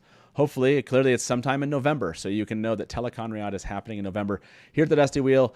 Various panels, games, watch parties, whatever it is, before, during, and after that. Expect more news on Teleconriad. It will be coming out. I was hoping that we would get a release date and I could say, okay, we know the day before, the day of, and the day after. We'll be working on that here at the Dusty Wheel. So more panels like this, talking about details of the show that have been released up to that point. Again, watch parties for first looks and trailers and those type of things. We're doing those watch parties over on Twitch. These 3 individuals all create Wheel of Time content. Nae'blis, who at the top here of the channel, or your view, obviously, hopefully you know him. If you don't, you should be going and subscribing to his channel. Does fantastic Wheel of Time content and has been doing that, I want to say, for 3 years now. Is that right? How long? How many years now? Getting there. Yeah. About close 2 3/4. Close to 3 years, yeah. It's crazy. Please go follow his channel. If we have any admins here with us in chat, please leave the link to Nae'blis' channel here. And then the next individual we have on the screen is we have Joe here from Talk Around Rad Podcast. The Talk Around Rad Podcast, or the Showcast, follows the show on a weekly basis. I think you guys even have a show tonight. Is that right? Yes, we're recording tonight. We'll be talking about this. We'll be talking about this. They record live on Discord. You can find them wherever you get your podcast. But if you look into Wheel of Time Discord channels, if you don't know this, the Dusty Wheel has its own Wheel of Time Discord channel. You can find that in the description of the video. Jump over there, ask where you can find Talk Around Riyadh. They'll point you in the right direction. And last but not least, Rebecca from Reading the Pattern also has a YouTube channel. Does fantastic work just reacting to news and giving great insight. Everyone always lauds Rebecca's videos. And so, yeah, Rebecca, thank you for being here. Please, again, if we have an admin here that has a link to Rebecca's channel, please drop that in the chat too. I wanted all of you, I really appreciate you guys spending your time. I mean, you were going to do this anyway, right? You're going to be talking about writing your own material, whatever it is. But I'm glad you're here doing it with me. So thank you 3 for being here. Rebecca, how much longer do we have you? Did we have you for a while? I don't have much longer, but Okay. there was one other thing that I wanted to bring up, if that's okay, unless you had something else you want to ask. No, go for it. So prior to this Comic-Con panel, I like dug into a number of things, like prior Comic-Con panels from last year, and then like other marketing that Amazon had been doing. I did a video on that recently, just to like set expectations. And so it seems kind of like Amazon is doing like trailer, like big push, like max 2 to 3 months out of their release dates from the show. So like I was saying in that video, and I think it's probably right, is like trailer is probably reasonable to expect in September sometime. Okay. I'm just curious what you guys think about that. And then I'm guessing we're not going to get like an exact release date and already more information on how they're releasing it until trailer. You think the What do you trailer is guys going to be think? a release moment? Yeah, that's a good question, Joe. Do you think the trailer will be the release date release? Oh, that's a great question. So I was also thinking September, right? I think we've kind of thought for a while that November might be the release date. I know John from What Up said he had some information there with the books, right? The new editions of the books coming out about a month or so before that. I had thought September too, and people yelled at me that, September is not the summer anymore, but technically it is, people. It is. September 21st, everyone thinks that's not when Labor Day comes. That's not the end of summer. I think maybe early September is when we're going to get the trailer. Is it Black Friday? Is that the release date? I know John was talking about Black Friday a lot. Amazon. I don't believe it not anymore. sure about that. Yeah, I'm pulling back from my hope for that because of Witcher. Yeah. So when we talked about this at JordanCon, Matt, like I looked up when, The Boys was released and one of the other shows, they release at midnight Pacific time on the Friday. So like literally like 12:01 Friday morning is when they release the Boys episodes. So Yes. if we're going to be getting that, that's 3, I'm on the East Coast. That's 3 o'clock on the East Coast. Like I'm going to have to take off on Friday so I can stay at 3 a.m. and then watch the show as soon as it's released. Yeah, we'll be doing this is the Dusty Wheel is going to be a live after show. So honestly, I kid you not, if they drop it at 12 p.m. Pacific or 12 a.m. Pacific, we'll be doing a live show right afterwards, and then we'll be doing a live show that night.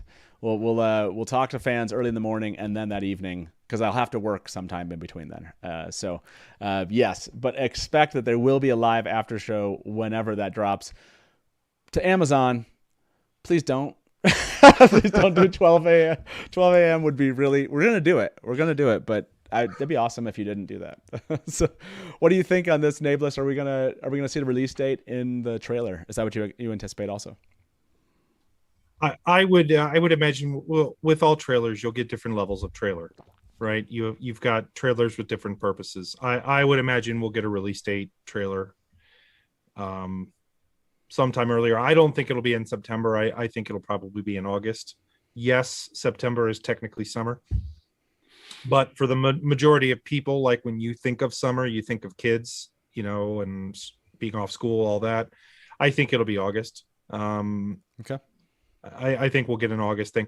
Part of the reason for that is part of the reason I think, to kind of go back to what Recappa was talking about a while back, the reason that I think people have been looking for trailers is because there was an original intention from Amazon to release trailers in June.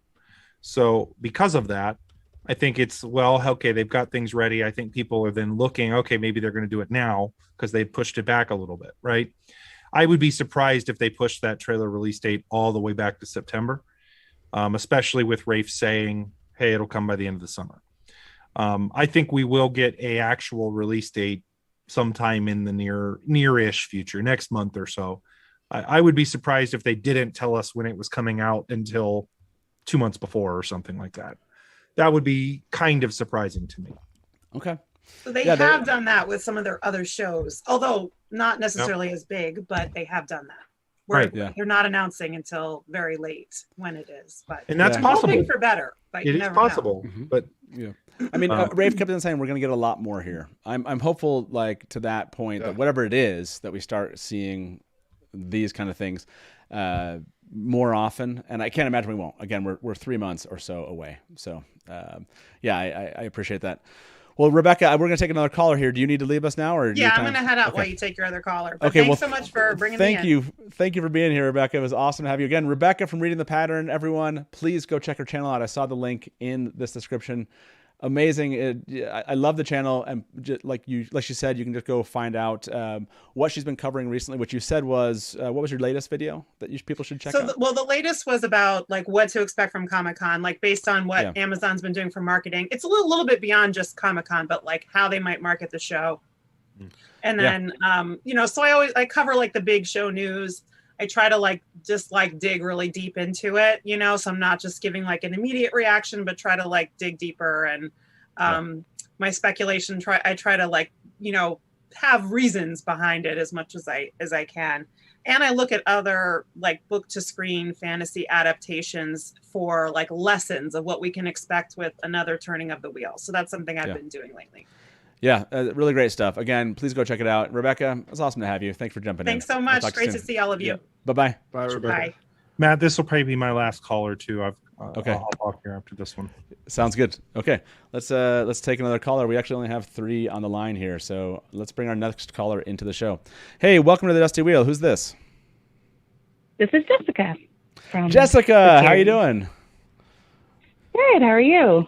Fantastic. So thanks for holding in there. You made it online. You waited the longest, I think, of all of our callers today. So thank you for your patience. I appreciate that. So what are your thoughts from everything we've said today during what is turning into an almost 3-hour live stream here? How do you feel about what you saw? And just let us know what you think. Oh yeah. So I'm super excited, and just looking at the poster. I think it really is. I don't see it as a scene from the show either. I think it's more like a compilation of things that we should expect to see and themes that we'll see in the show. So, for instance, the weaves. We should expect to see some weaving in there. The deterioration, I think it actually could be Machination, but not because I think they're coming out of the waves, but because it's a visual representation of something we might expect. Or it even could be something like the deterioration of the evil, or a loss in balance, since he was talking about, the difference between balance and unbalance. So when there's a loss of that balance, that's the kind of deterioration that we'll see on the world. And then when you all are talking about how the weaves are represented and how they're seen, I sort of see it as you have the outside focus, and then when they're focusing on learning the weaves, or when they're talking about it being difficult, that perspective that you're talking about, I think we'll see it then, but not all the time, because how overwhelming would that be to see weaving all the time? So when they're really focusing on, oh, she's learning a weave, or she's learning how to heal, then that's when we'll see it. We'll see the perspective shift, or shift from Rand feeling the weaving and seeing the goosebumps on his flesh, and then we shift into the perspective to see, oh yeah, they actually are weaving. So that's what I think we'll see, really. Yeah, I do hope they kind of give us those hints. Yeah, I agree with that. And what is the, other than kind of your commentary about weaving, that's going to be, I think that I'll be surprised that's not one of the biggest discussion points from fans, which will be kind of the weaves and the power. That in and of itself. We've talked about the writing being important in this regard. I wonder if writing, and then second to the writing being good, is how they portray weaving the one power. I think that's gonna divide fandom, not necessarily viewers, but fandom. I definitely believe that's the case. So, great thoughts. Did you like? I mean, I don't know if you saw that close up of the cloak. Do you think that's just an Aes Sedai symbol on the back of the cloak that Moiraine is in that poster? Did you see that image as you were waiting? I did see that image, and I was, because I feel like there was something there. It seemed to be more shape than just a shadow, but I wasn't for sure. It's a little blurred. And I also did see off to the left. So if you look at the wide angle picture, I think it was Fart was talking about it, where he saw a leaf behind some of the weaving. So not where it's actually deteriorating, but to the left, there is a dark shadow that's more shapely than just the rest of it. And I think maybe that's what he was talking about on the Waygate. Now I have to go check it out. Now I have to go look and see if we can find a leaf there. So that's awesome. By the way, we just had another guest join us. Joe O'Hara from tWoTcast is here. He's among us. Joe, good to see you, man. Oh, hey.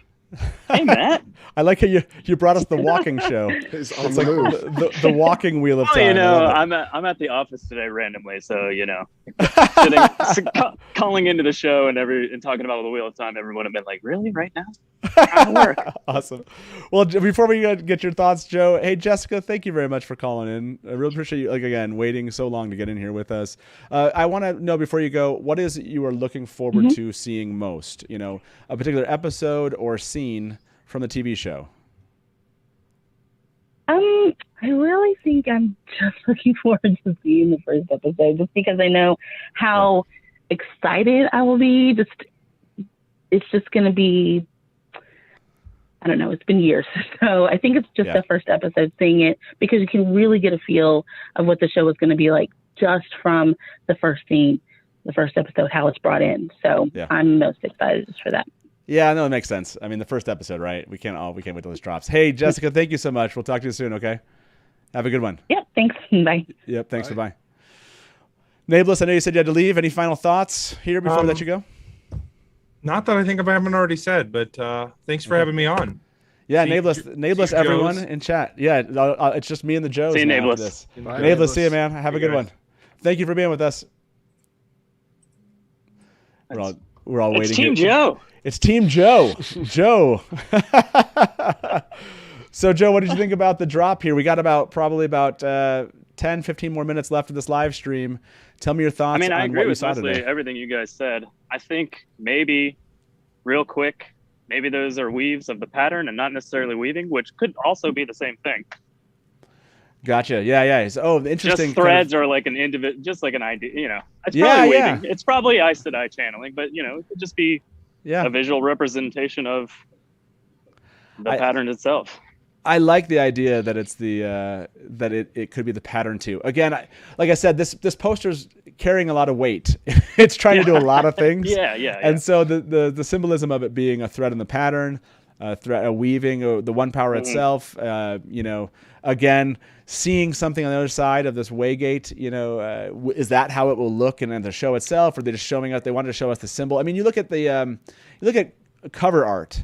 Right, the cover art is never exactly what matches. It's usually not what matches the books. There's some symbolism involved, especially in the Wheel of Time. We could talk about that all day, Matt. Those covers are fantastic. Exactly how I see the show. What was your favorite part of? I mean, did you listen to Rafe's? I did. What he had to say? Anything stand out to you?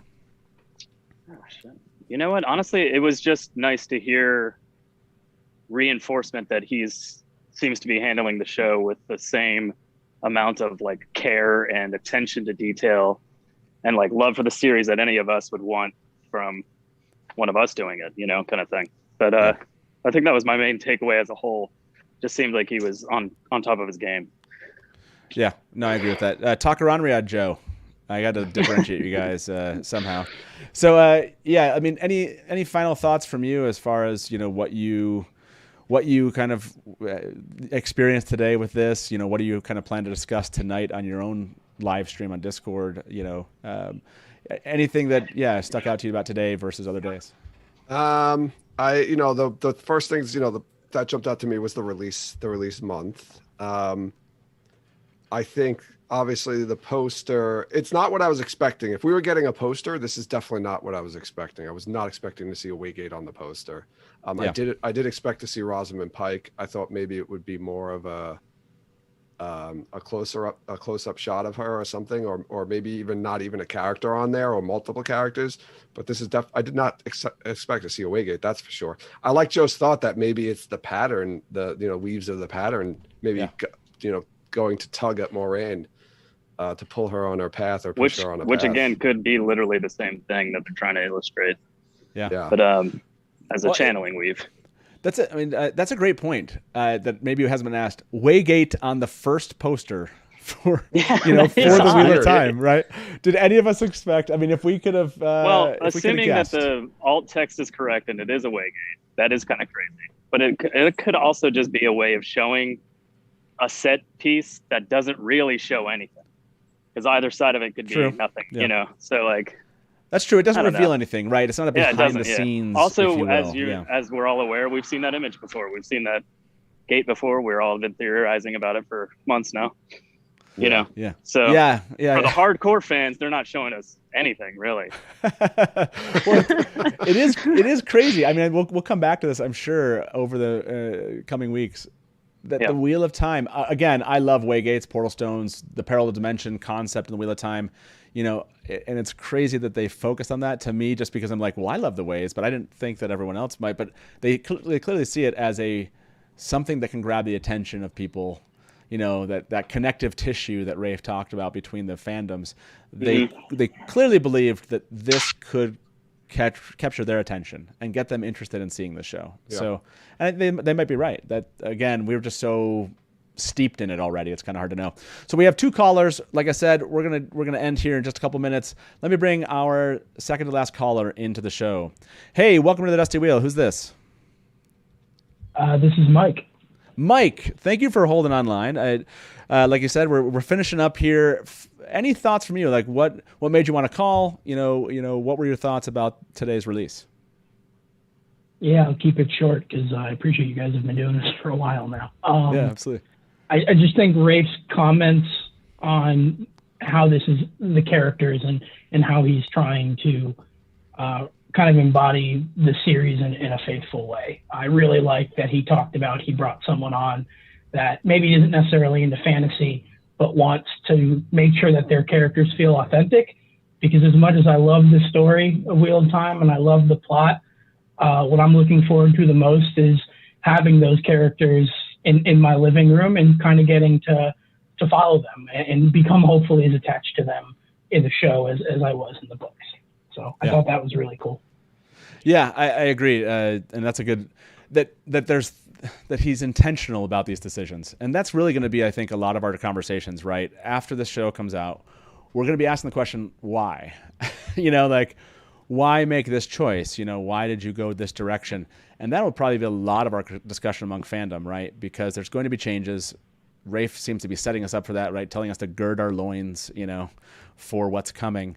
And that he's intentional about these things. And it'll be interesting to kind of dig into why he makes certain choices. And so, like you said, I agree. It's a good comment to Rafe that that he's, again, thinking about these things. It's not that he's unaware of them. Having somebody that has this kind of fandom involved as a showrunner is key. Can you imagine if we did not have a showrunner that had any Wheel of Time background? Like, it would be bad. Yeah, I think we all would have freaked out. Yeah. Hey, was it Mike? Mike, what are you looking forward to most here coming up? Before I let you go, like, what is the scene from season 1, or just episode, I guess, you're looking forward to most? I don't know if there's an exact scene. I think it's seeing these characters, and probably, given the way they've marketed it, kind of the first shot of the Emmons Field 5. And like, I've been reading these books for 20 plus years, so I'm just really looking forward to seeing them on screen. Yeah, totally concur. Yeah, seeing the Emmons Field 5 would be great. Hey, thank you very much for holding online. Thank you for calling in to the show and sharing your thoughts with us. Have a good one, okay? You too. Thanks for your time. Bye, yep, Mike. thank you. Okay, we got one more call. By the way, Joe, I love wherever you're at. I love the trees that you're showing us off here. I am in the city of Atlanta, actually. Walking and talking the Wheel of Time right now is amazing. Yeah. By the way, Martin left a tip. Thank you very much, Martin. He said, is the pattern intended to be an equivalent of space-time in real-world physics? The way I understand it, Robert Jordan studied physics after all. Thoughts before we go to our final caller. Do you think of the pattern as space-time? I mean, we know the wheel of time, right? We know that it's weaving time, right? Yeah, I would say the wheel is time, but space, I don't know. I would think more of it as, I don't think there is a real comparison, to be honest with you. Because, I mean, if you're talking about the pattern, you're talking about destiny, and I don't necessarily believe in that. So I like the idea of space. It's an interesting concept because, I mean, you think about it, it's weaving all of reality into time. So and theoretically all the portal stone worlds are variations on that, and you know, that creates the quote-unquote age phase. I can get behind that. I can follow it. Yeah, I can follow it. Okay, everybody, thank you again for being here. Joe O'Hare, by the way, from tWoTcast. If you have not been following tWoTcast, You should go check them out. How long have you guys been doing this now? 10 years? I don't know. You've been something like that. Yeah, I don't know. It's like they've been a little over a decade creating Wheel of Time content in their podcast for and a little bit more than a decade. Sanderson's in there, Yeah, exactly. Oh, have you been covering Sanderson? I didn't realize you covered Sanderson. We did the Stormlight Archive. We did the first 3 books. Joe is also the 4th book, an artist in his own right there, and also that's a thing too. That's a thing. Yeah, I should if one of the admins sees has Joe's account on Twitter, you can follow Joe there and check out some of his work. Is there a place that they can find you, Joe, as far as your art when it comes to your art? Studio JOHARA.com. Johara. Studio. All one word. StudioJohara.com. Okay. If any of our admins caught that, StudioJohara.com and want to post that, that'd be fantastic. Okay, let's take our last caller and call it good here at the Dusty Wheel today. Welcome to the Dusty Wheel. Who's this? Hi, this is Ed. How's it going? Ed, thank you for being our final caller today. It's been 3 hours. We've been live talking about the Wheel of Time. So what are your final thoughts for us about, what dropped today in the TV show? So I kind of want to go back to the threads thing again real quick for Sure. the weave. Let's do it. In the books, it said that Greene channels 12 or so weaves or something, and that was crazy to a lot of people. So I'm interested if they're gonna stick with that. And the poster I think is just a big teaser to show elements of the show, but it's not actually what's going to happen. So I'm interested to see if they are going to stick with smaller number of weaves or if they're going to expand that. Yeah, I mean, what do you want to see them do? I mean, since we don't really know that question, the posters and an interesting, it's interesting to see what they will do. But do you have a preference as a fan of how you envision it in your head and how you'd like to see it portrayed on screen? Honestly, not really. I'm pretty easygoing on that aspect about it. As long as they just show some weaves, I'm good with it. As long as there's weaving, I like it. Yeah, we're good. Yeah, and it Taylor could just be 1,000 weaves at once, and I'll be fine. Yeah, and Taylor just had Taylor throw the image up of the poster. You want to throw that back there, Taylor? Yeah, as long as there's weaving, and I love that from a fan to say that, which is just give me something that I can recognize as part of the Wheel of Time. I'm not particular about all the details. So I like that. I like that.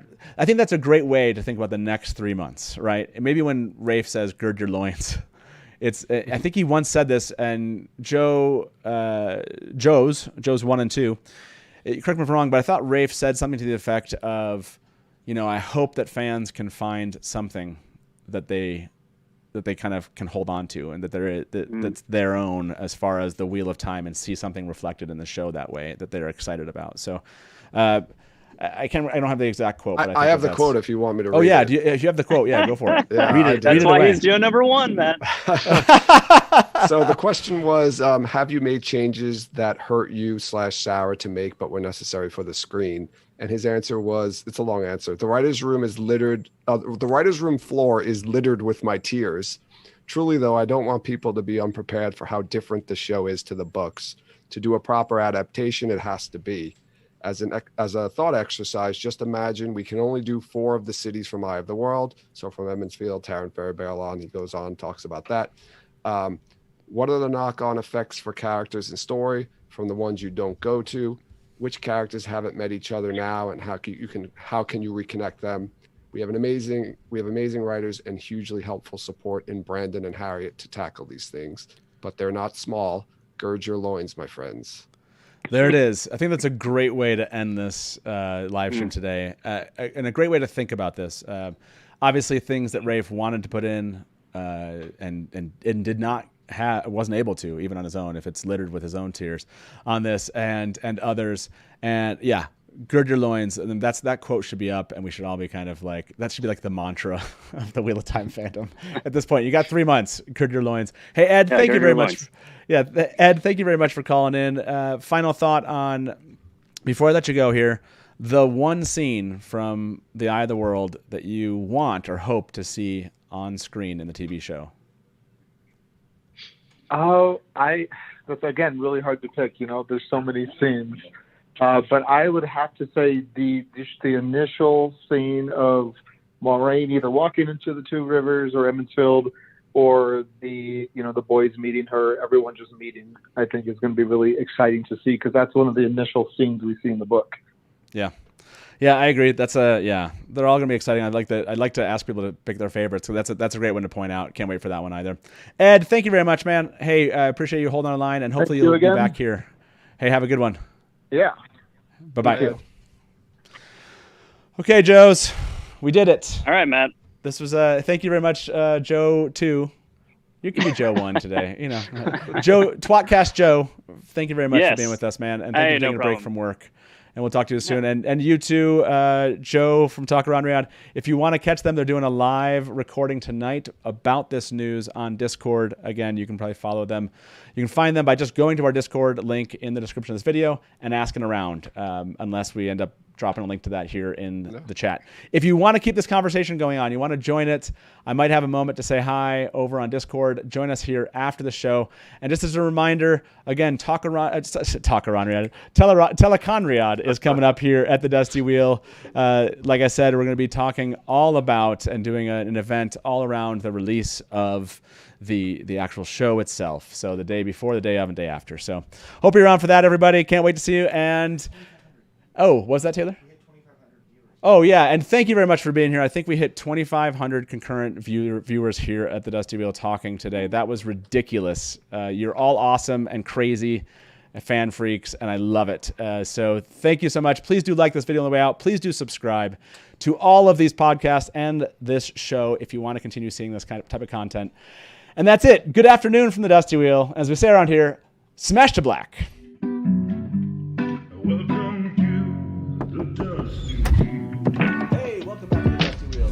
You went right to kill it. Look at you. You're all ready. You're just done. I mean, this is like this is really well. And now I'm like, great. My turn. And if you don't like that, and you want to say, well, Robert Jordan could have made the Two Rivers all white.